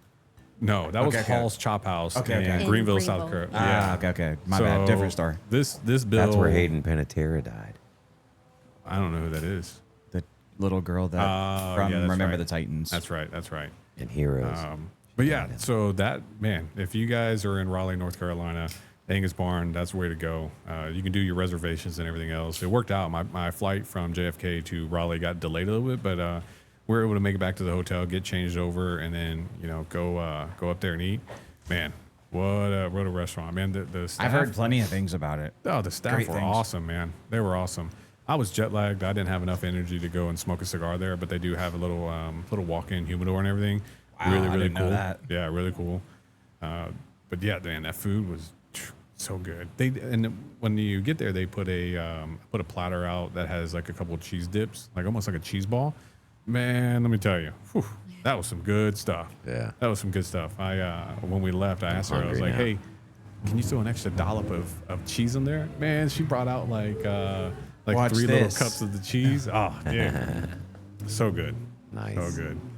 But yeah, Angus Barn, up there near, it's on 70.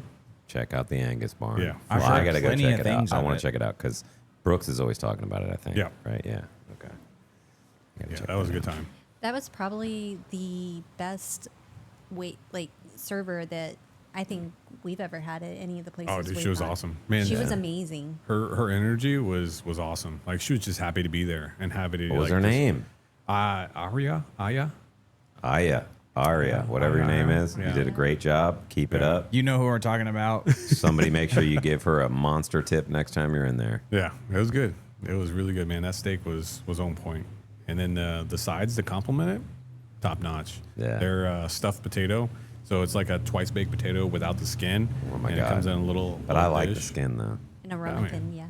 But I mean, Yeah. yeah, potatoes. I love potatoes. For the party we had recently Potatoes. for Jim's. Let's talk about that, man. So Jim, obviously, he's not here right now. I don't know. I might have met Jim one I time. don't think. Yeah, I think you got here after me, didn't you? Yeah.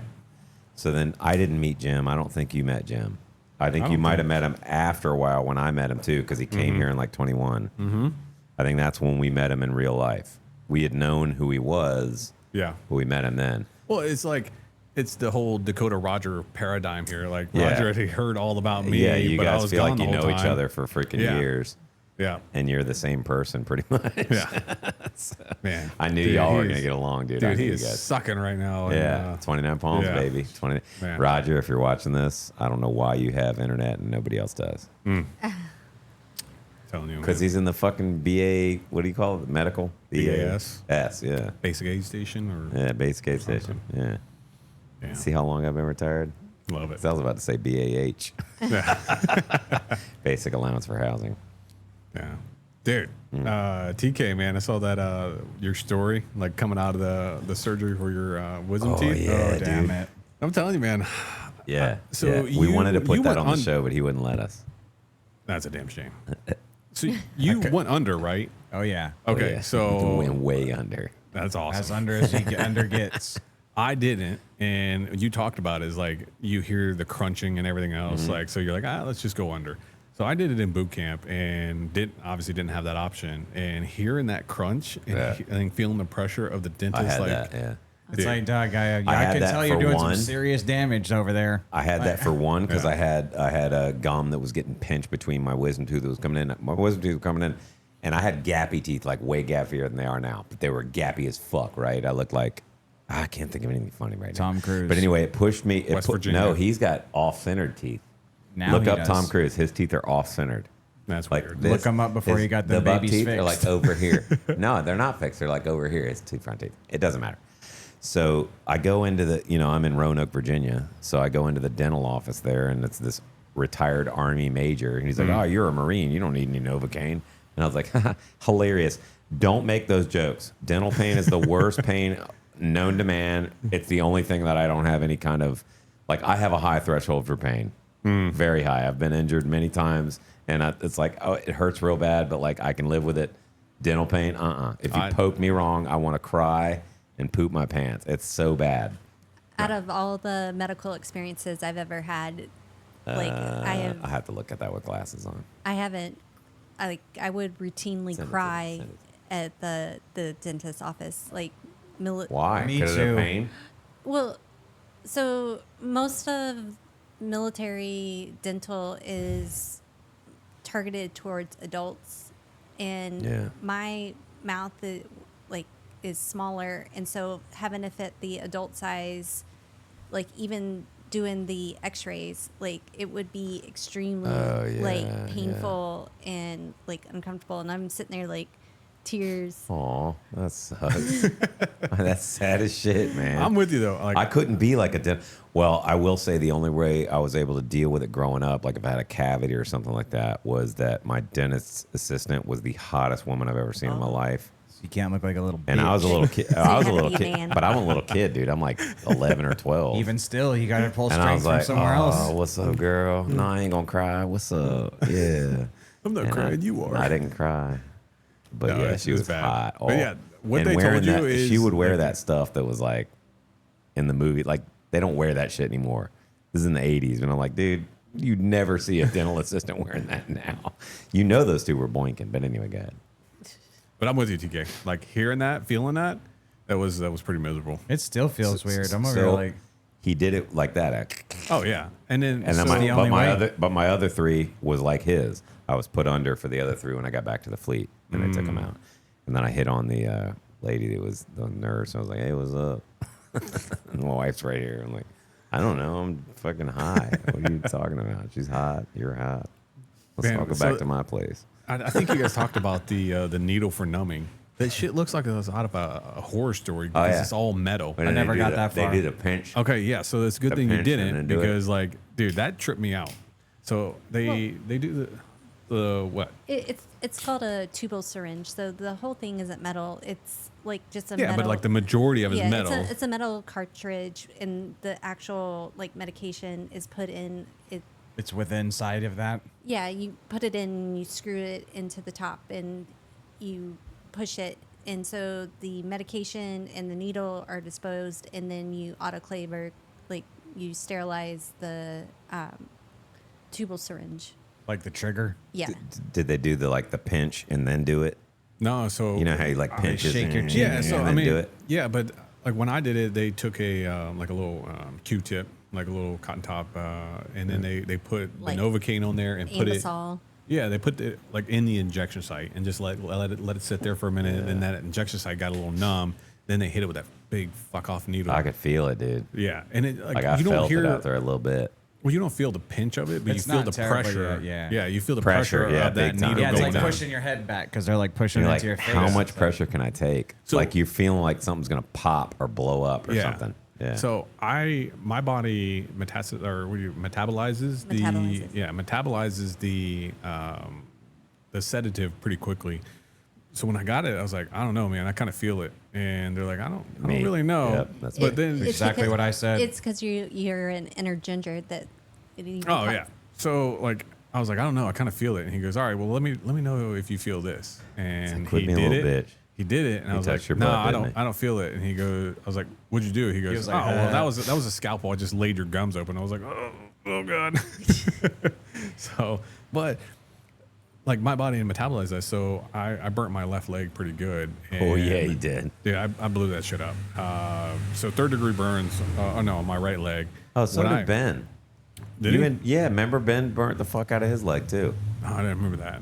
a few years But back. Go ahead. so I did surgery at UNC Get Chapel a Hill. skin graft. Yeah, so it's called a xenograft. It's pig skin. So they just wrapped a pig skin. So it burned from my kneecap all the way down to my ankle. They put a football on your leg. Pretty much. But that right there, when I woke up, I was like, oh man, I feel it. And they're like, no, you should be good. Like, they put the nerve block. Yeah, in I your was gonna hip and say, everything. did your nerve block wear off, dude? Yeah, Because so when the that same thing happened ooh. on my ankle surgeries too. Because I woke up and like as soon as I came to, like I immediately started screaming. And they're like, "Wow, what's going on?" I was like, "No, I can feel everything." They're like, no, you got a nerve block. You're good. It's just in I your feel head. my past 2 lives So- when this happened to me before. Yeah, so they're like, no. They're like, all right. So they started like touching my toes and like, all right, which toe is this? Which toe is that? And I'm telling them, and they're You're like, that's my index finger, and they're like, bro. That's So my penis. I told her like exactly what toe she was touching. She goes, "Oh God!" And she runs up there, gets the doctor. They come back there with the ultrasound, and then they hit me with another nerve block. But man, waking yeah, up and dude, feeling that, fuck that, man. yeah, That's not gotta fun. suck. Not Yeah. fun. It was sucky. That I don't know how much of the episode you watched, but it was like that time of whenever Nicole went to go fix or fill the prescription, and it was lunchtime, so they weren't there right away that's for her to go get right. it. So It he was didn't have his meds It just at took first. just long enough for that shit to wear off for like 20 minutes, so I had to sit at home on the couch by myself, and I was like, I'm not having fun anymore now. Yeah. This sucks now. So, man, there's something about that too. And the way my surgeon for my ankle surgery like described it is like, listen, when it comes to the pain meds, like, yeah, you have a nerve block and you're not feeling everything, but you still want to take that pain med before you come off. Yeah. You want it to be Stay completely ahead of it. overlapped. Stay ahead of it. Yeah, If you don't staying stay ahead of ahead it, and I stayed ahead of mine when I had my Austin bunionectomy, which is, they cut your top of your foot, Flay it. they pull your whole big toe out, the great toe as they call it. They pull it out of the way. That's called the great toe. They pull it out of the way, and then they shave down the bone. Okay. Now, if you've ever had bone shaved down, that's very painful after the nerve block wears off. Everything else, like, I don't give a shit. They put it back on. It looks like Frankenstein's foot. I have a big purple, thing. It went away after a while. You can barely see the scar. But I watched an Austin bunionectomy before I had the surgery. Terrible idea. Dumb move. I always Dumb do move. that. I watched Full Metal Jacket before boot camp. I want to, I want to see the scary thing, and I'm like, it's not scary. Fuck it. A lot of it is hilarious. Yeah, right. Yeah. Who the fuck said that? Anyway, so He's like, this is gonna be fun. I was actually. What's funny is I had that surgery. My nerve block. They say stay ahead of it. Stay ahead of it. Stay ahead of it. I'm like, I'm staying ahead of it. I got a very high, like I said, high threshold for pain, unless it's dental. Fuck dental.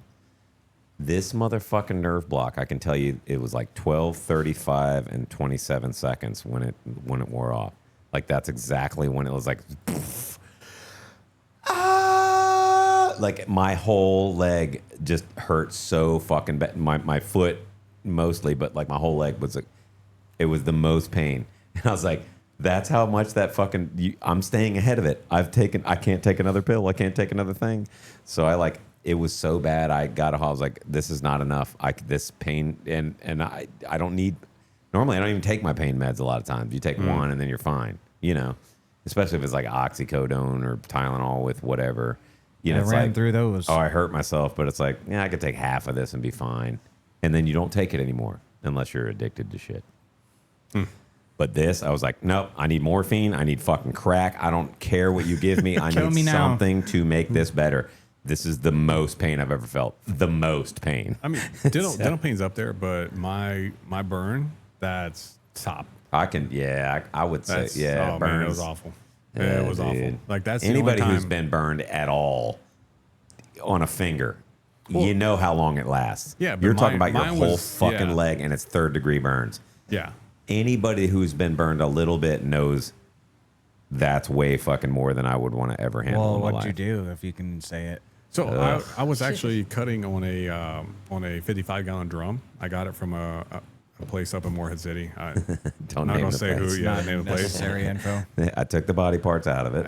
So I went there Or the and bones. I got it. I was gonna make it like a little burn barrel, for a fireplace. And he didn't tell me that he had put gasoline in there to get rid of the oil. I mean, why wouldn't you? And I didn't really put two and two together. Like, I mean, I kind of smelled it, So but once that bitch it's started oil. sparking, Well, that's the thing. So like I went around there and I cut a little square around the edge. Like I put a couple of squares, but then I was cutting off the top. And when I did, the sparks were like going inside and ignited it. That's what ignited and it. it shot out the square on the So side. it shot out the square. So it was a blue And flame. you're standing right there. Right there. Damn. So like I'm holding the grinder That cutting. seems like it looked badass. Oh, I know dude. it probably hurt like a motherfucker, but it probably looked badass. I saved myself by not cutting off the top all the way because it would have blew up in my face. So it like did a pop and then sucked the oxygen out and Out it the shot porthole. out there. Holy shit, dude. So it torched my whole calf right there, right?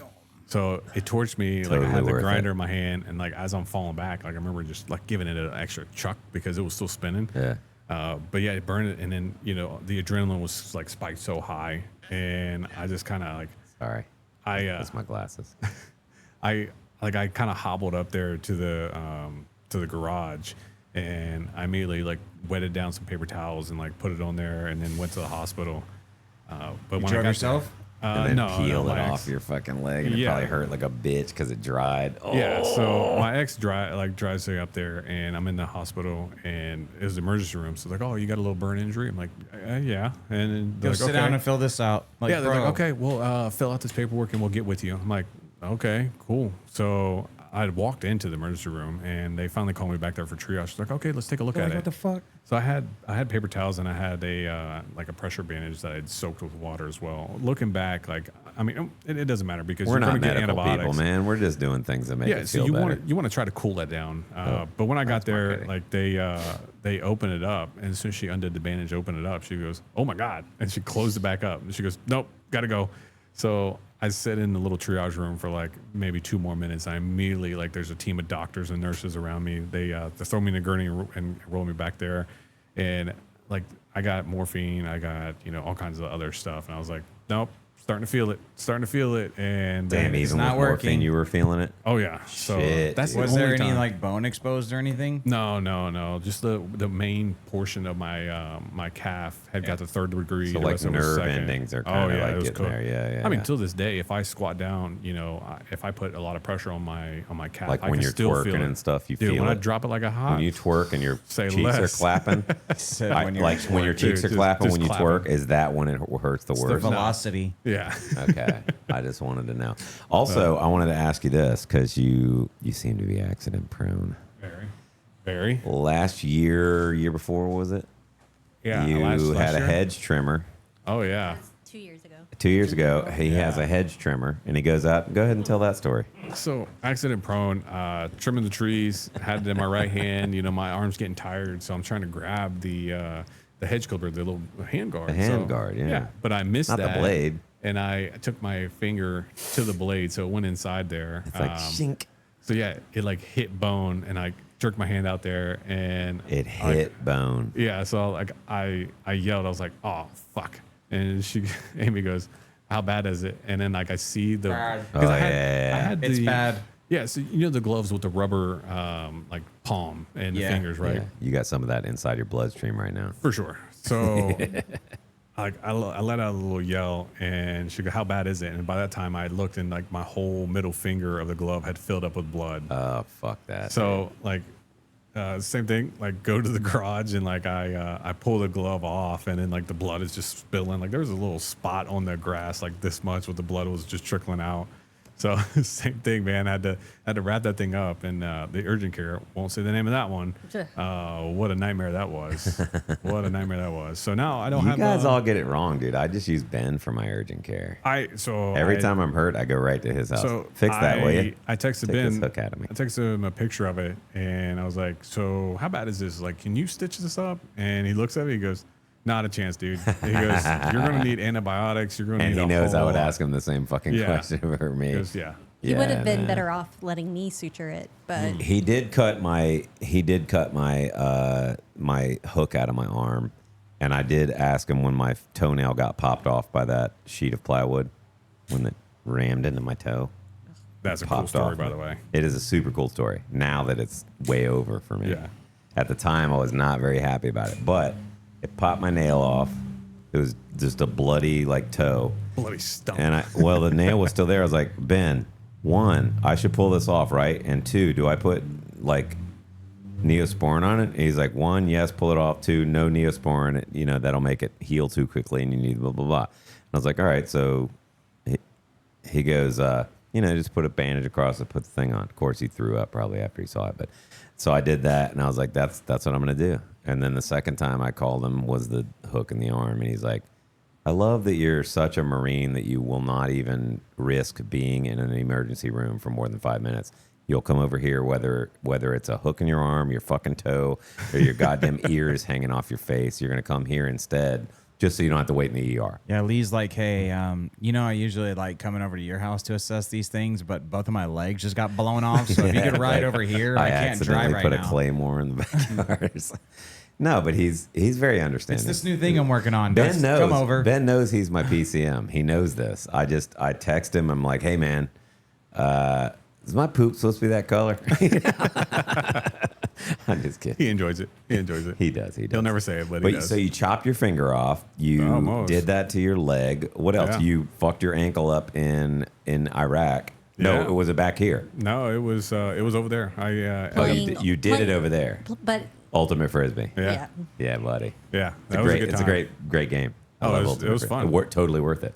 Yeah. So it turns out that it was originally diagnosed. Turns out as you're just old and you're breaking. Well, yeah, like you can't do like sports like that after 35. Yeah, like, just knock it yeah. off. But no, man, it was supposed to be a sprained ankle, and I was doing physical therapy for a couple months, and I'm like, hey, I don't have any stability. I can't start running. Like, this is terrible. And then finally, after fighting with workers' comp and everything else, they're like, all right, well, let's do an MRI. The MRI showed like one of my bone was like splintered. It was an in-place fracture. I had a torn tendon and everything else. And then, I had to go in a walking boot for 8 weeks. And then in that Which meantime, sucks, dude. Oh, I've been there. Yeah, we made fun of him. yeah. In the meantime, then I re-break it. I fucking trip on it again, and then I had to you go finish the back job. into it. Yeah, that was your kryptonite for a while. Did you want to share why you tripped? No. No, I think he should. I think No. so. no, You probably should. no. Well, she brought it up, Yeah, I know she did. so you probably Yeah, should. no. Fell in the shower. It'd make for good PT Oh, yeah. or TV. I said Yeah. PT. But yeah, so I ended up popping it again, getting all the same symptoms like nauseous and everything else, and yeah. Yeah. It was terrible. That sucks. Yeah, I got nauseous. when I Amy, broke how do my you do foot. it? Yeah, fell in the shower. Fell in the shower. He's like wink, wink, nudge, Yeah. nudge. So No, that's good. yeah, But- accident prone. You and are also, accident prone. he said that he was doing physical therapy for a couple months. When he says couple months, it was literally like 6 months in Yeah, yeah. at that point. Yeah. And they were Well, that's what I'm saying. It seems like you're always broken. they were alluding that he was like malingering, like Most likely. Yeah, and I mean, the likeliest of scenarios. It's Dakota. you would think so. He's but mine. like I said, man, I was like, I got on the treadmill, I'm like kidding, trying to I'm run, kidding. I and know, it was dude. like, nah. I remember when Yeah. I remember, dude. Your I body was remember like, when you were going through this. I and it's feel like, you, but fuck, I just did it again. Yeah, you did. That was I nice. bumped the shit out of the camera. Well, it's right there, dude. Sorry, everybody. We never claimed to be professionals, but I will say this. I will take this time to say this. This is episode 49 of the Hot Ashes podcast. So we got George coming up, huh? We got George coming up on the next episode. You got to tune in next week. George is coming on for episode 50. This is gonna be a two-parter. It's going to probably, and I've been trying to think of who needs to be in the fourth seat. I think either It's Frank. gonna be me. Oh, it's going to be you? It's gotta be. Come be you. Because Yeah. Frank's hesitant. Yeah, and no, Captain we Joe, gotta. and Captain Joe's, we yeah. can't. No, this is gonna have He's to a be a liability. two-parter because George's story. It should be a mini documentary We, series. there's Yes. not, well, we can't talk about everything. No, there's a lot of things you can't. But I mean, We know things we can't tell you guys. Yeah, I mean, it's really not like for the audience, but he might know things he can't tell us. Exactly. yeah. definitely. But man, like George, his story He got a is cool reflected in like world history. Yeah. So it's really cool. I mean, that's So, gonna be a treat. My to man's watch. from Lebanon. He's lived here forever. He's had 3 cigar shops since he's been here. Really 2, but one was Yeah, he was partnered up with his brother. Churchill's. Yep. and then he opened Say Joy de Asmar across the street. Is that the camera? Yep, sure is. Say Joy de Asmar across the street. And then he came here about, what, 20 years ago? Yeah, something like that. Around about 20 years ago when this place Dang, came that's to lease. not that far. Oh, So you're talking about years. no, but he's had the cigar shop for years. But Just different they locations. say when they were over there, and me and you came here in 2019. Yeah, after the fact. But when they were there, they say it was super small. It was like the size of this in there inside that room. So it's all smoke. You know, like when you have the things in the windows, you can only do that so much before it's too smoky. Yeah. So it's like if there's 4 people there was too many. So once he got this place, it was awesome. And George is actually, since he was letting us do more and more, like we were able to add that thing that should have been over there, but now it's over there. And then we added that thing. And now he's telling us that we can get rid of all this furniture.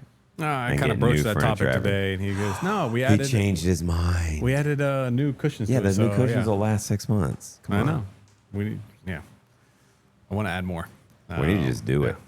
He also agreed to knock down that wall in between the 2 rooms to make it one giant room. But Yeah. that'll be Ed Bradley. You know what I mean? Like, we've got the people for the job. We just need to, like, commit some time to do it This is true. and get permission from the town. Yeah. He can't just knock down a wall without getting I permission. don't think that they would mind. To be honest with you. No, they're not going to mind because it's going to make a bigger open room back there. This is a commercial building now, not a residential. Correct. So it makes less sense to have 2 tiny little rooms when you can have one big one. I don't know. I'm not a real estate guy, so, you know, I can only talk about my expertise and, you know, everything else. Go to ChatGPT. ChatGPT, he says. Yeah. No, but it'll be cool once we're able to do those changes. Definitely want to do that in the off season. Right now we're Yeah. we're at peak tourism season, so it's pretty busy. Like you don't really want Right. to you don't close down the shop for any amount of time to do construction. So then same thing with Especially the if you're outdoor closing furniture. down the inside when it's 95 degrees outside. You close Yeah. down the inside, the only AC spot, and everybody's out here just like, Yeah. nah, you don't want to do that. We'll do it in the winter. Yeah. We'll do it in the fall. You have to wait like through like shopping by candlelight and the Yeah. Christmas Oh, yeah, you got all those things going on. Thanks, brother. and Mullet Festival. Right. We had to cancel our next 34 North show What the fuck? because of AJ's recovery. You know, he just ripped his what's that thigh thing you got going on there? Penis. Quad or whatever. He ripped his whole quad. Had to have surgery to get it redone, or I don't know. He's a robot now. It doesn't matter. So we played Swanfest with him in a cast, sitting on a stool, and then he had surgery, and now he's like really like recovering, but it's like he's in pain a lot. So he didn't think he was gonna be able to do it. So we were like, all right, go ahead and cancel, I guess. Well, then after a couple days, he's like, oh, I feel better. I think we can do it. I was like, you should have just fucking waited because now he got another band.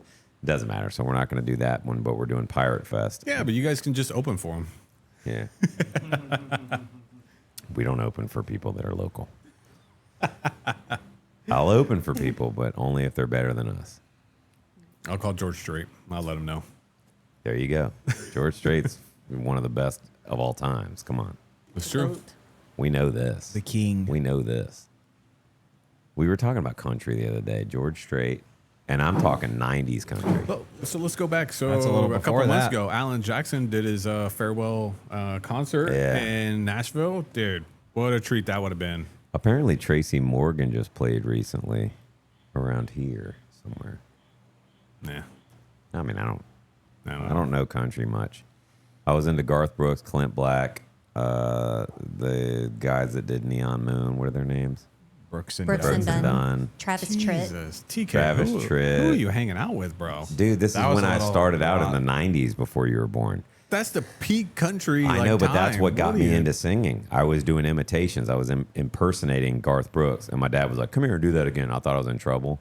So he's like, he plays a Garth Brooks song. I was like, "Blame it all on my," you know, I did it like country twangy. Yeah. And he's like, "That's pretty good." And I was like, "My dad said something was good." He So loves I me. became a singer. Yeah, he's like, he might tell me he loves me one day, but no. So I started singing. But that's what got me into it was country, 90s country, I know. and I would sing Garth Brooks and Clint Black and, you know, those guys that you Telling just you, said, man. Brooks and Dunn. Legends. Yeah. Legends. The goats. Willie TK's in the Nelson. industry, man. Like you get exposed to all the good ones. You had not have fallen. Willie Nelson. Oh, so good. Dude's old as hell now, man. Yeah, his concerts are like Weekend at Bernie's status. Well, but his son sings just like him. His one son sounds just like him when he sings. So we're going to have another little Willie Nelson singing. Might not be playing Trigger, but we'll hear it. Hey, let me ask you this. In your opinion, who's the greatest guitarist right now? Name 3 of the top guitarists living right now. Justin Castellano. Yeah, of course. I mean, but you can't name people we know. How about that? Well, I don't know the rest of them. I know him. Man, Okay. I'm telling you. If you haven't heard Justin Castellano, look him up. He was actually Facebook? voted. He was voted one of the top. He was in the top 5 running for the acoustic side because there's Yeah. electric and acoustic. Is he a Spanish guitar? Yeah. He plays Yeah. like kind of flamenco like type a guitar. classical, He plays almost. nylon strings, classical guitar, but he plays modern songs and stuff Yeah. and makes them classical. He's Sound got like- the repeater on the feet. he too. does. He has the loop I'm telling you, station. man, he makes his own music. It is. But he was the top telling you. 5 in Guitar World magazine. He was one of the top Yeah. finalists to be the best guitarist In the world. In the world. Yeah, telling you. So yes, Justin Castellano, check him out. He's on Instagram, YouTube, Facebook. MySpace, all that stuff. Check it out. But anyway, that's not so. Name your besides people you know your top 3 nowadays guitarists that are the best ever. It's going to be controversial. He's not going to like it. Taylor Swift. No. I was gonna say Slash. No, 'Cause he's still living. Not in. She's still living too. Come on, dude.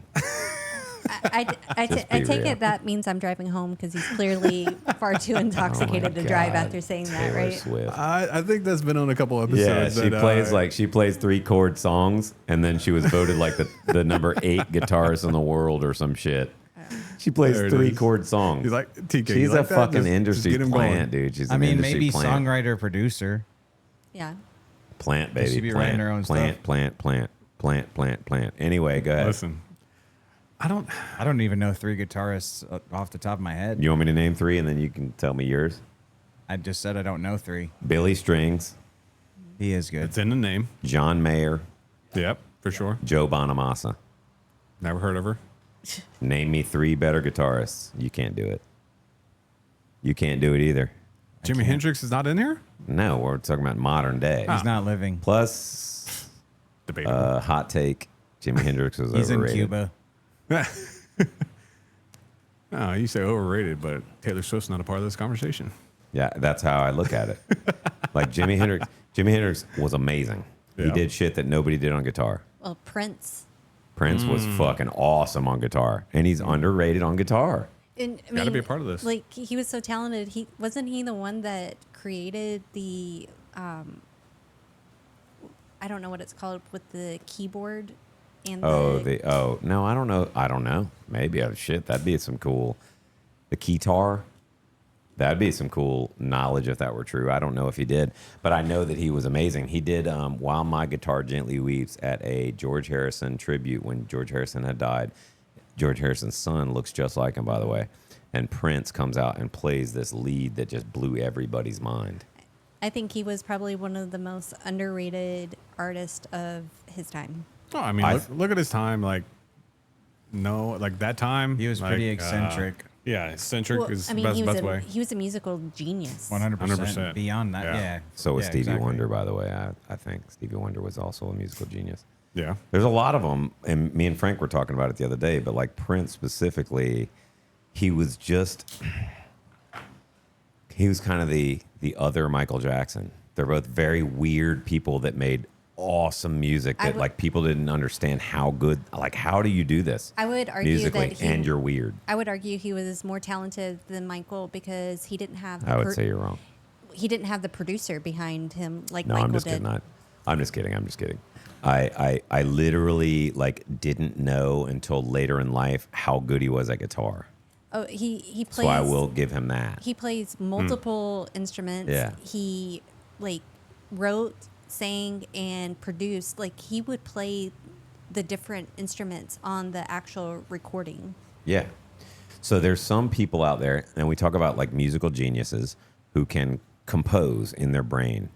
What's the guy's name from the Beach Boys? Wilson or something? Brian Wilson. Brian Wilson. And he could just Boom, I'm picking up good vibrations. God's giving me excitation. Go bop bop, good vibration.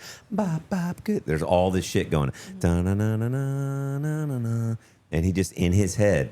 He just has this shit going on in his brain. You know who else was an awesome composer that we lost way too soon? Freddie fucking Mercury. Bohemian Rhapsody. Yeah, Come some of those songs on, are dude. like, how do you think of that? Who writes like that nowadays? I mean, look, Pink Floyd. Well, Like songs who are like 2 writes minutes like and that 15 nowadays? seconds now. Right. I mean, yeah, you had 8-minute, 9-minute songs back then, but they were masterpieces. With Pink Floyd, like their music was so layered. Like you can sit there and play it back and like really Realize something different each time. in like the different sound effects for that time, like was pretty Analog. Yeah. creative. Yeah, but they were just, and they had a generation of pot smoking acid users. That, and then they figured out if you play The Wall and Wizard of Oz at a certain point, like they line up completely perfectly. And how does that happen? Or play the wall backwards, reverse. I haven't heard about that. I'm not satanic. So I don't like to play shit backwards. You know what I'm saying? But switching gears here, how much time we got? 20 minutes. All right, perfect time.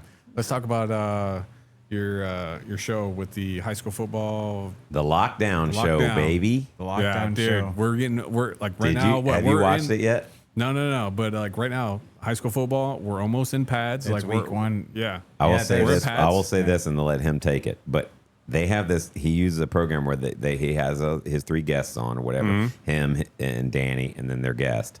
Danny, awesome. Yeah, Great guest oh on the yeah. show. Oh yeah, we love having Danny on here. Yeah. You need to get Danny back on here, by the way. He'll be on. Listen, and then they'll look at a play, and then the whole screen is the football field, and it's showing the play.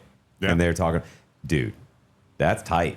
Yeah, That's I some like good it. freaking production right there. So how All are we right, go looking ahead, there? Like TK. how's Tell that them shaking about out? We're fully into it right now. We're for this season, we've done 5 or 6 episodes, and so they're doing a thing now.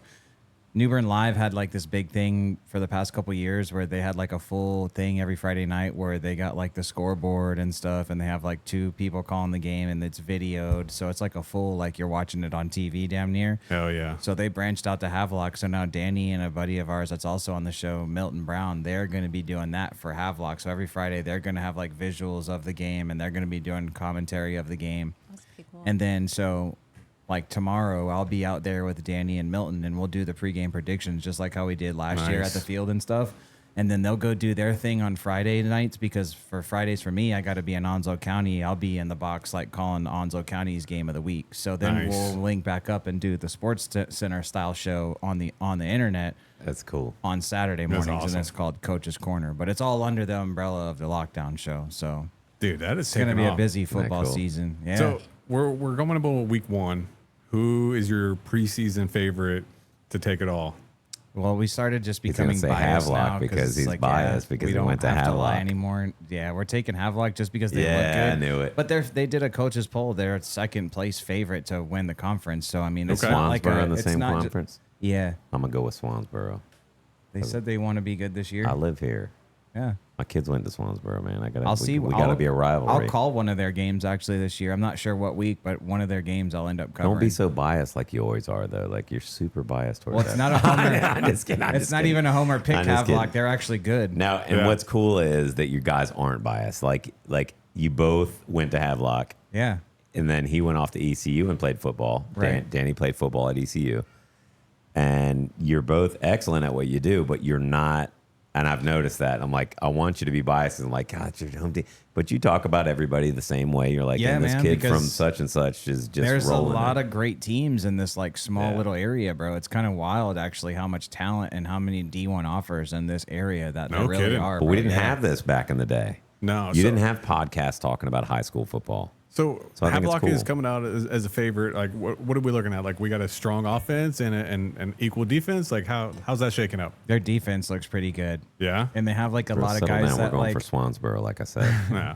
They got like a lot of guys on the offensive side of the ball that really came into their own because they had a lot of young guys on the team last year. So they kind of did the 7-on-7 league in the offseason, and they kind of found their groove as an offensive unit. And then when they got back together, the first 3 scrimmages, they did 3 scrimmages, but then they were matched back up with the line, and they were all 11 together again. It was like, oh, this shit paid off that you guys went over here by yourselves, because the linemen went to 2 different camps by themselves. So they all went and did their own positions and got better and closer as units and came back together. And now they're just like motivated. And we interviewed them, actually. One of the episodes that we've done this season, we interviewed the skill positions separately. And then the next episode, we interviewed the defensive line and the offensive line.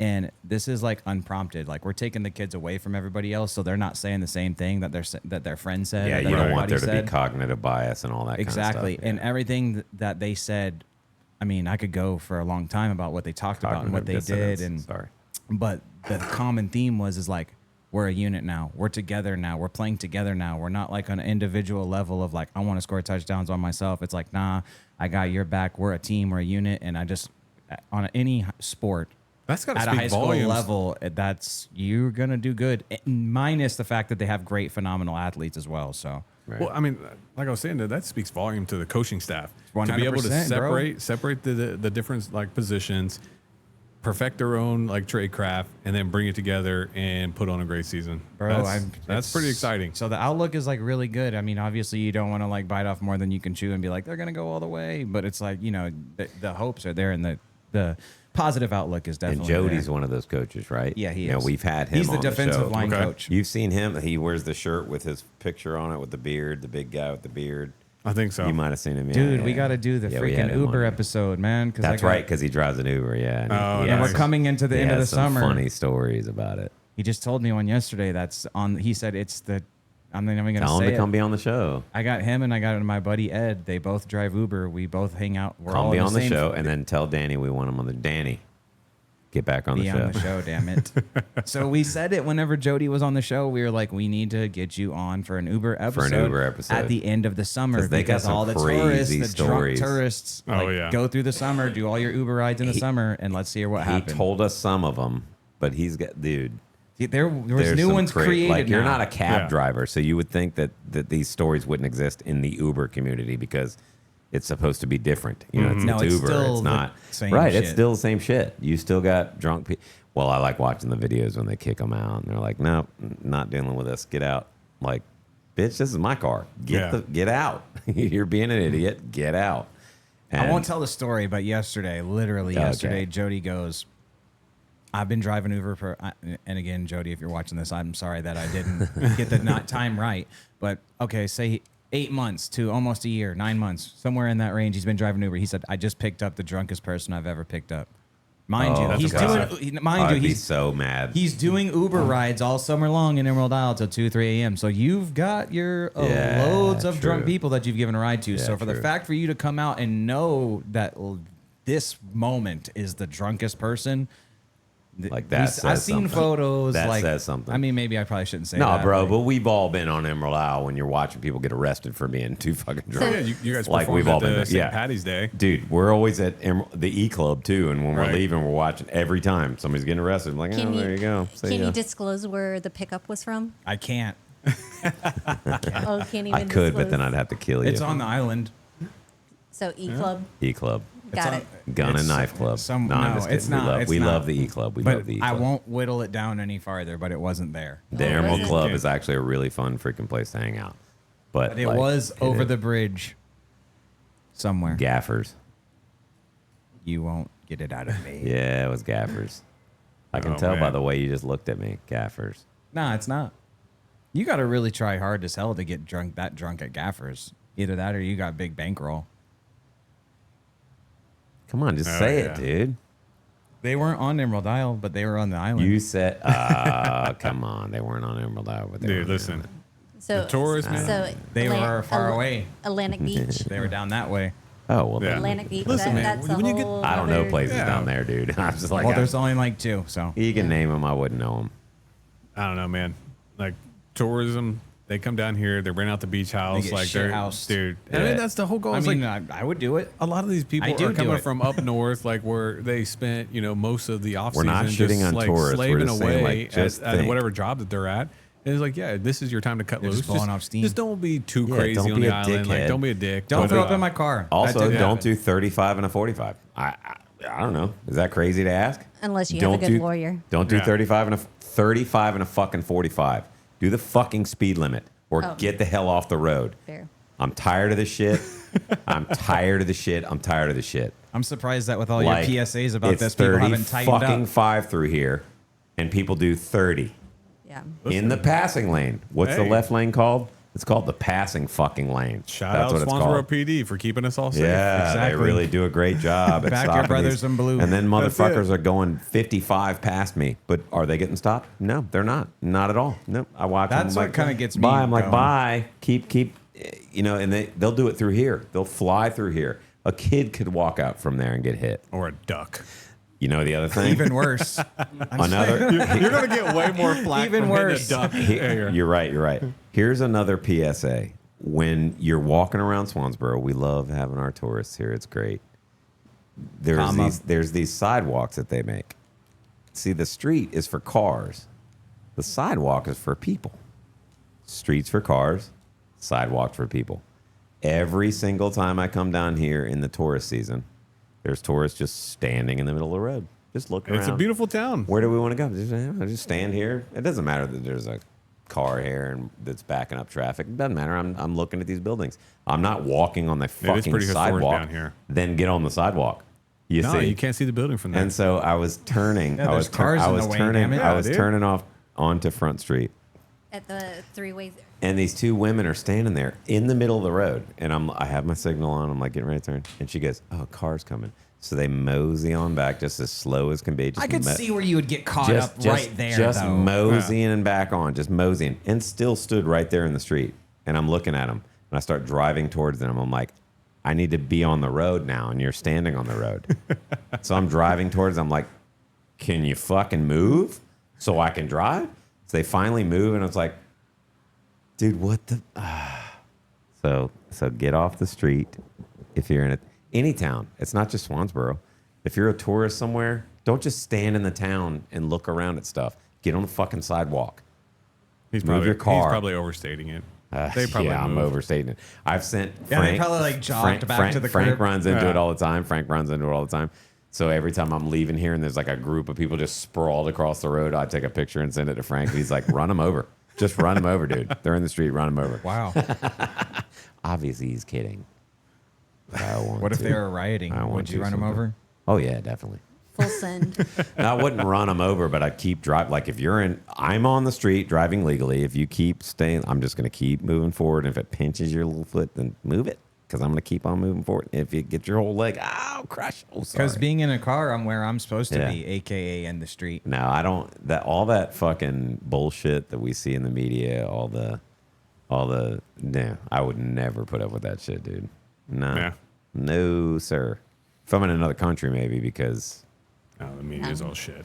Well, Media's all no, shit. you don't. You need to know who's got your back and what you're going to do with all that. That's like a firefight. It's going to happen. And here, it's like, if it's a firefight that happens, I'm well prepared. You know Yeah. what I'm saying? Nice. Yeah, but over there, it's like, all right, are you guys ready? I'm ready. Are you guys ready? Yeah. Yes. Okay, LOL. No, I don't get road rage that bad. I joke about it. Only when I'm late. I do get it that bad. I'm not even a kid anymore. But I even do. then, it's like I have the internal monologue of like, you need to calm down because this shit's your fault. Well, first of all, Like, you can't be I mad. would never brandish a weapon ever because I'm smart. That's how you- illegal. a good way to get It's shot. illegal. Too. It's Yeah. a good way to get shot. I would never brandish a weapon. I would never carry a weapon if I had alcohol or anything like that in myself. Yep. I'd never do it. Also illegal. Right. Very much. So knowing that, and this is why I also think, like we were talking about on the one that we got 135,000 views on, this is why I also think everybody needs to take the class. Doesn't Right. matter if you're a Marine. Even if you're not going to carry. It doesn't matter if you're a Marine who's been through the training. Like you're still learning North Carolina laws. You're still learning state, national laws, things like that. So everybody needs to take the training. Everybody, whether you're a good shot or not, doesn't make you a responsible gun owner. It's irrelevant. So when I talk about like if I'm out in town and I'm carrying, I would never want to pull my gun. If I ever wanted to pull my gun, I'm a psychopath. I would never want my gun to be pulled out.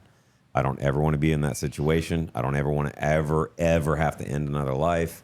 And let's face it, I'm going to have to do that if that's what's, shooting at my family or something like that. You shouldn't be like. But I don't ever want that to happen. Get your little laminated card and be like, but can't wait to use this shit, but man. I feel like, don't you mindset. feel like there's people out there that's like, oh, I carry all over the place, man. That's my gun. You can't touch it. And it's like, dude, why do you want there to be dead people in your future? Like, you're going to live with that the rest of your life, man. Yeah, well, this most of the time those made guys him, end up made him, in jail, too. We're bumping chests, so I got to shoot you. Like, come on, man. Like, and that's where people, fuck up. And so I think everybody needs to take the class so that you can realize the severity of, what could happen. Bro, and you're going to the responsible class. for your rounds. If it goes through, you're responsible for where that round is. That's what you said. Even if somebody comes into your house and breaks in, if I'm on my back shooting up in the air and it goes through and kills, I'm responsible for that. And These another are the thing I things you learned learn in, in that class. bro, is that there's a bunch of freaking nuanced situations when it comes to defending yourself, dog. It doesn't always mean you get to just shoot some. And how quick do you have to think about it? How quick do you have to think about it? You don't get time to think about that shit. There's never time. Yep. Split second. That's why I say like Marines are trained for that kind of shit. But Someone that doesn't can't walk up to you at 34 North. That doesn't mean we know the bang, bang, bang, bang. laws. That doesn't mean we know the laws of a particular state. I don't know And that I things like necessarily that. agree with you about the Marines being trained in that. They're Not all the Marines. I'm saying military in general. That's one thing that I will rage against. Just because you're in the military doesn't mean you're a piece of shit. Like, you're not a piece of shit. A lot of pieces of shits in the military. Pieces of shit. Still a human. Yes. Like, and there's a good and bad of those. Yeah, but I mean, just because you're in the military doesn't mean that you can just carry a weapon. No, you're not. out here You're not legally reacher. and Yeah, you're not actually, reacher like, follow because the laws and that you know like ins and outs of every scenario. Yeah, and I'm not saying that, and I didn't mean to come off that way. Like PFC Smith isn't reacher just because you joined the Marine Corps. You know what I mean? Yeah, exactly. Like, you're not this Unless he's badass. an anomaly. Well, no, but certain MOSs practice their weapon handling and their shooting and stuff like that more than others. I was avionics. I went once a year.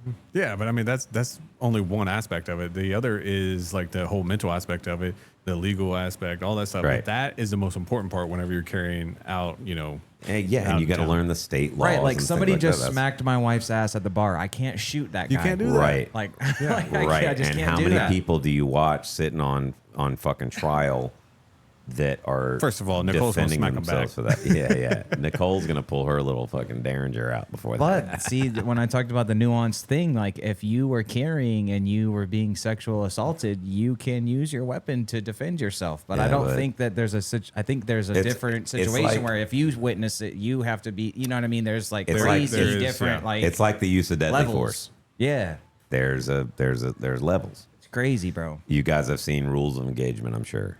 There's different levels. There's different way. Like, were you in imminent danger? Were you like if you shoot like were you getting shot at? No, then The means, opportunity, intent. yeah, Means, like, opportunity. there's a intent. lot of stuff you have to think about. It's not just I have a concealed carry so I can have a gun and it's the Wild West. You got to be responsible, man. Like that gun never sees the light of day unless you are in imminent danger. Like your family's you're getting shot at, and so is your family. So another thing is like just because you did a class once does not mean that you're completely I ready. Yeah, you're just good. I think it Yeah, should be an like- annual thing. Annual or just like biannual. continuing training. Yeah. Marksmanship is obviously very important, but Yep. also there's new laws That's that a small percentage of New it. laws Yeah. that come out all the time. You're right. Go ahead. New laws that come out, and then there needs to be other like classes that you attend, especially scenario-based training. Also, like You got like not all- Tackleberry in Police Academy where we went through the thing and he shot everybody with Oh, his yeah. shotgun. You No. never saw Police No. Academy. No, it's been a while. Motherfucker, have you seen Police Academy? I've seen police. But yeah, Because you're like my scenario-based training is your No, best bet. no. Yes. But yeah. I agree. Yep. Because So- how are you going to know? Like if scenario based, okay, I'm laying in bed with the spouse and kids are in their room. Penny. Room's Your here. dog. Yeah, my dog's here. Where's my gun? It's here. Okay, somebody breaks in. Now what do I do? Well, I know my kid's room's here, so I can't. You got to think about those things. Yeah, for So sure. I mean, scenario that's- based training would yeah. make a lot of sense. Yeah, but But I think I'm not, adrenaline makes people in the moment who have never done that which I've never been home invade. You know, adrenaline's going to affect me too. Yeah. Doesn't matter how long you've fucking been in the Marine Corps, Well, it's unless like you've dealt with that situation itself.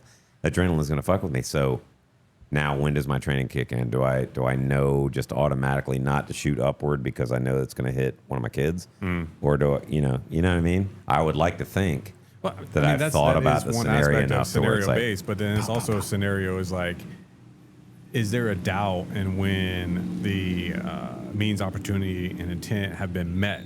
All right, that's the scenario base. Like somebody shows up at your house at 3 Like if a.m. they're- and gets inside, but you come downstairs and you see they're fucking bouncing off the wall drunk as fuck. They think they're at their house. Right. And it's like, you can't just fucking shoot them, Yeah. bro. Right. That's- Now, but that is a scenario right if there. they're coming in popping off rounds, That's different. I mean, yeah, That's night that and goes day back difference. to scenario based. right.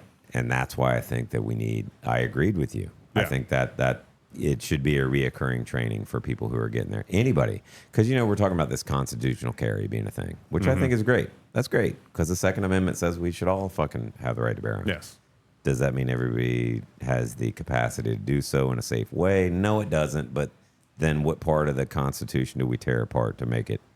You know what I mean? Like, there's got to be a way that we make it to where only competent people can have a gun. But if you can't say Honestly, with certainty that doesn't take away I don't from. agree. I don't agree with that. I think you have the. You get what I'm you saying? have the constitutional right to carry. Okay. Right. But it's I on have it. you. You have it. Who doesn't have it? Yeah. It's on That's you my to be point. able to properly exercise that right. Yeah. Carrying a weapon is one thing in itself. Absolutely. Employing that weapon system is the different facet of that constitutional right.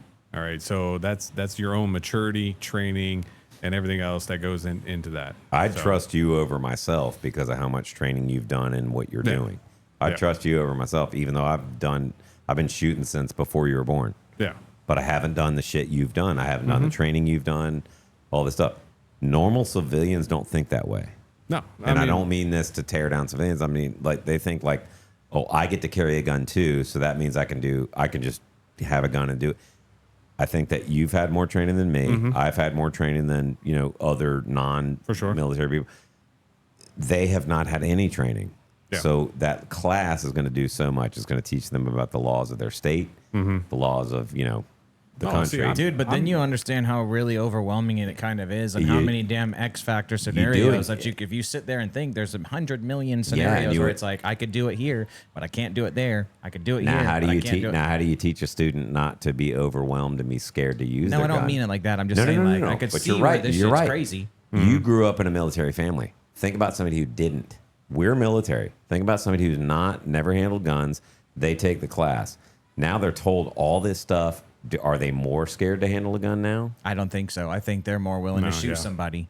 Really? I think Okay. so. I think Okay. because I think a lot of the courses are geared towards that. Like, this is how you defend yourself.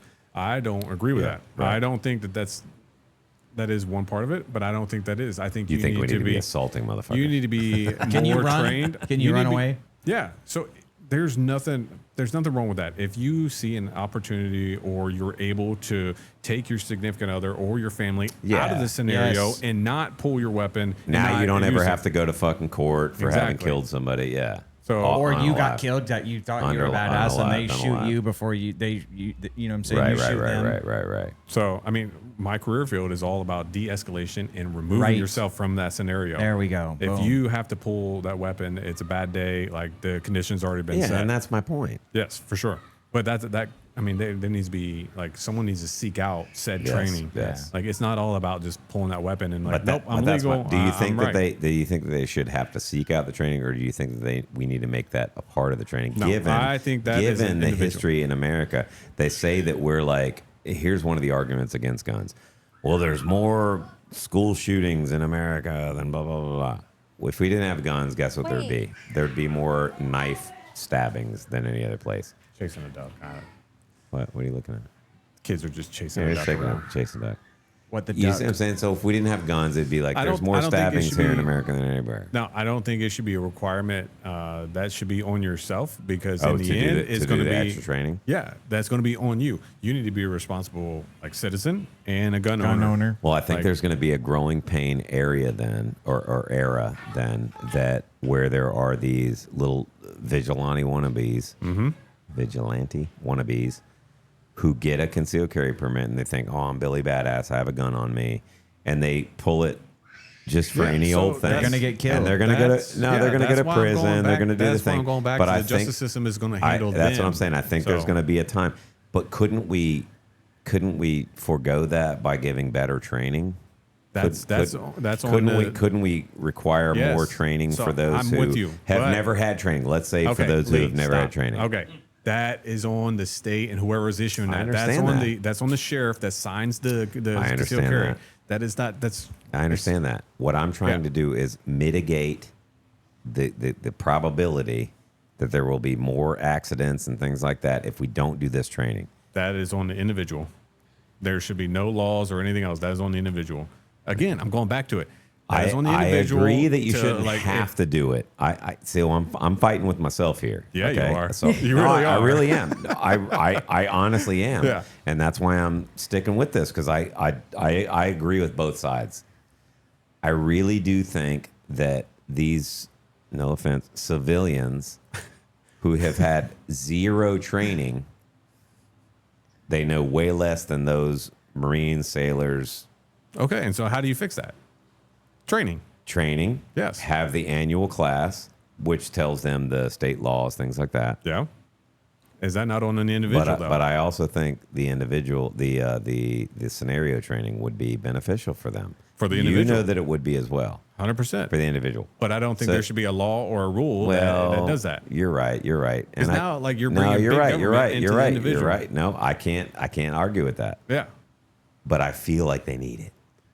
Whenever you do that class, but I and whenever agree. you get I that agree little with you. laminated paper, because you are saying that you are responsible, right? And then it also comes then implicitly what about changing the requirements of that class so that you know a little? Maybe they add a little bit of situational I think that training. class should be more than one day. Maybe it should be more than 8 hours. Absolutely, it should be. But maybe they add a little bit of the situational training into that. Yes, then you don't have to worry about it. I understand that, but that's when it gets to more than 8 hours of training.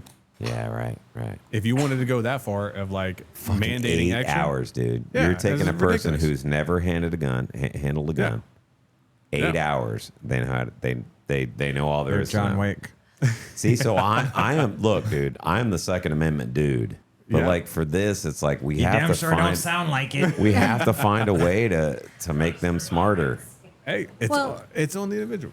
I think I agree. the other thing to take in consideration is the average Joe has never been in the pressure cooker situation, Right. and they have no idea how they're going to react. Mm-hmm. That was my point. That's why I said that they're going to shoot someone. That's why I gun. agreed with his that is necessary. But I think my stepdad. Also, you were in the Air Force. You don't know shit about it. I'm just kidding. I had to do it. I'm sorry. I had to do it, Amy. I'm sorry. I'm just kidding. How many strays have I caught today? I know. It's all me. I'm sorry. She's awesome. I was just kidding. Go ahead. No, but my stepdad is a retired cop, and he said that it is more beneficial to have a laser on your personal firearm, because for someone, if you're engaging someone that's under the influence of something, the laser is going to... That's a visual deterrent. 100%. I'm about to get shot. Yeah. Well, it bypasses how their brain is functioning in the moment, and the laser will trigger him faster than the brandishing of the actual weapon. And But that loud bang, though. That'd do it. That'll deter the shit out of you. I think it's the bullet passing through your heart or head is what does it, actually. Oh, we'll have to check the facts on that. But back to your argument of My argument? Yeah, of people not having full training. Yeah. Of those people that that have gone through that training, they're carrying a weapon. If they're put into that high pressure, high stress situation, how accurate do you really think that their shot's going to be? They're not going to be accurate at all. Yeah, of course. They're not going to be hitting center mass. They're not going to be That's hitting. why go to the range. That's why I agree with this. You got to go to the range. There should be a. But that goes back to the individual. Hold on. That's There should be an hourly. You're right. But we're saying the same thing. But you're pulling a Lee, and you're I get it. No, I get it too, man. But like, doesn't that scare you? That there's It does scare civilians me. out there that suck at guns. 100%. 100%. Or Like even we're over here scared. knowing what we're supposed to do, and they don't. Not Yeah. only are they not educated, They. but they're also still Them. scared of guy. the weapon that they're carrying, Yeah. and so they're either not scared or they don't have the respect for Yeah. the weapon that That's they're. the ones that are talking about like, I was just doing it, and they have like a negligent discharge and the fucking thing. Yep. We've all seen the videos. Yeah, They're for great. sure. I love Yeah. them. Yeah. So all right. Good times. All right. I guess I kind of like went a little off on there. Are we ready for some final takeaways? I do have to roll. Bullshit. Are we ready for some Cole. final takeaways? TK, final takeaways, baby. Shout out to Dakota for bringing my favorite cigar, man. Hell yeah. Yeah, buddy. It's the bomb. What'd you think? Well, we'll get there. But thanks for having me. Good to see y'all again. Amy, what's up? Long time no see. Lee, now if I can see you again. Thanks for having me. Amy. Well, thank you for forcing me to the table to defend myself. We needed it. We needed it. And We needed a woman's perspective. fair, even though it's an Air Force member. But Yeah, I know. I wasn't going to say it. one final stray. Dakota. I don't know if Jared's gonna watch this, man. He's gonna see the highlights of her and be like, nope, I'm out. Nah, I'm out. he'll watch it. He'll just be like, women One more shouldn't straight. vote. No. Final thoughts, man. It's good to be back. I'm glad that I was able to grab these cigars and actually try them. Really good. I'll talk to George to see if we can't add this in there. We have the Herrera Esteli Blue. We have the Herrera Esteli Red. This Miami, it has definitely earned this spot. It does pair well with the Weller 12 if you're able to find it. Nice. Or come down to the shop, sit at the table. That's where we always find And you it. might get some. We find Hey, it here we're all very- the time. It's yeah, weird. Yeah. So, I mean, Weller 12 among all else. But yeah. And then back to it's on the individual. Seek out the training, seek it. out the guidance. Go to the range. That's right. That's it. That is good advice. Dakota, welcome back, brother. Appreciate you guys. Man, we're so happy to have you back, dude. I was smiling inside and out when he came up here today. Good show. Amy, thank you so much for being here. TK, thank you so much for being here. And I think we covered some good stuff today, and it was Oh, yeah. good. Yeah. Dakota said it right, man. It's up to the individual. Get out there and learn yourself up some gun training. Hey, I mean, Friday Night Lights is coming. Get you Friday some Night training. Lights, baby. That's right. Listen, Subscribe The to the lockdown. Lockdown Show. it's your right as an American citizen. This is the Hot Ashes Podcast. I'm Lee. TK. We'll see you next time.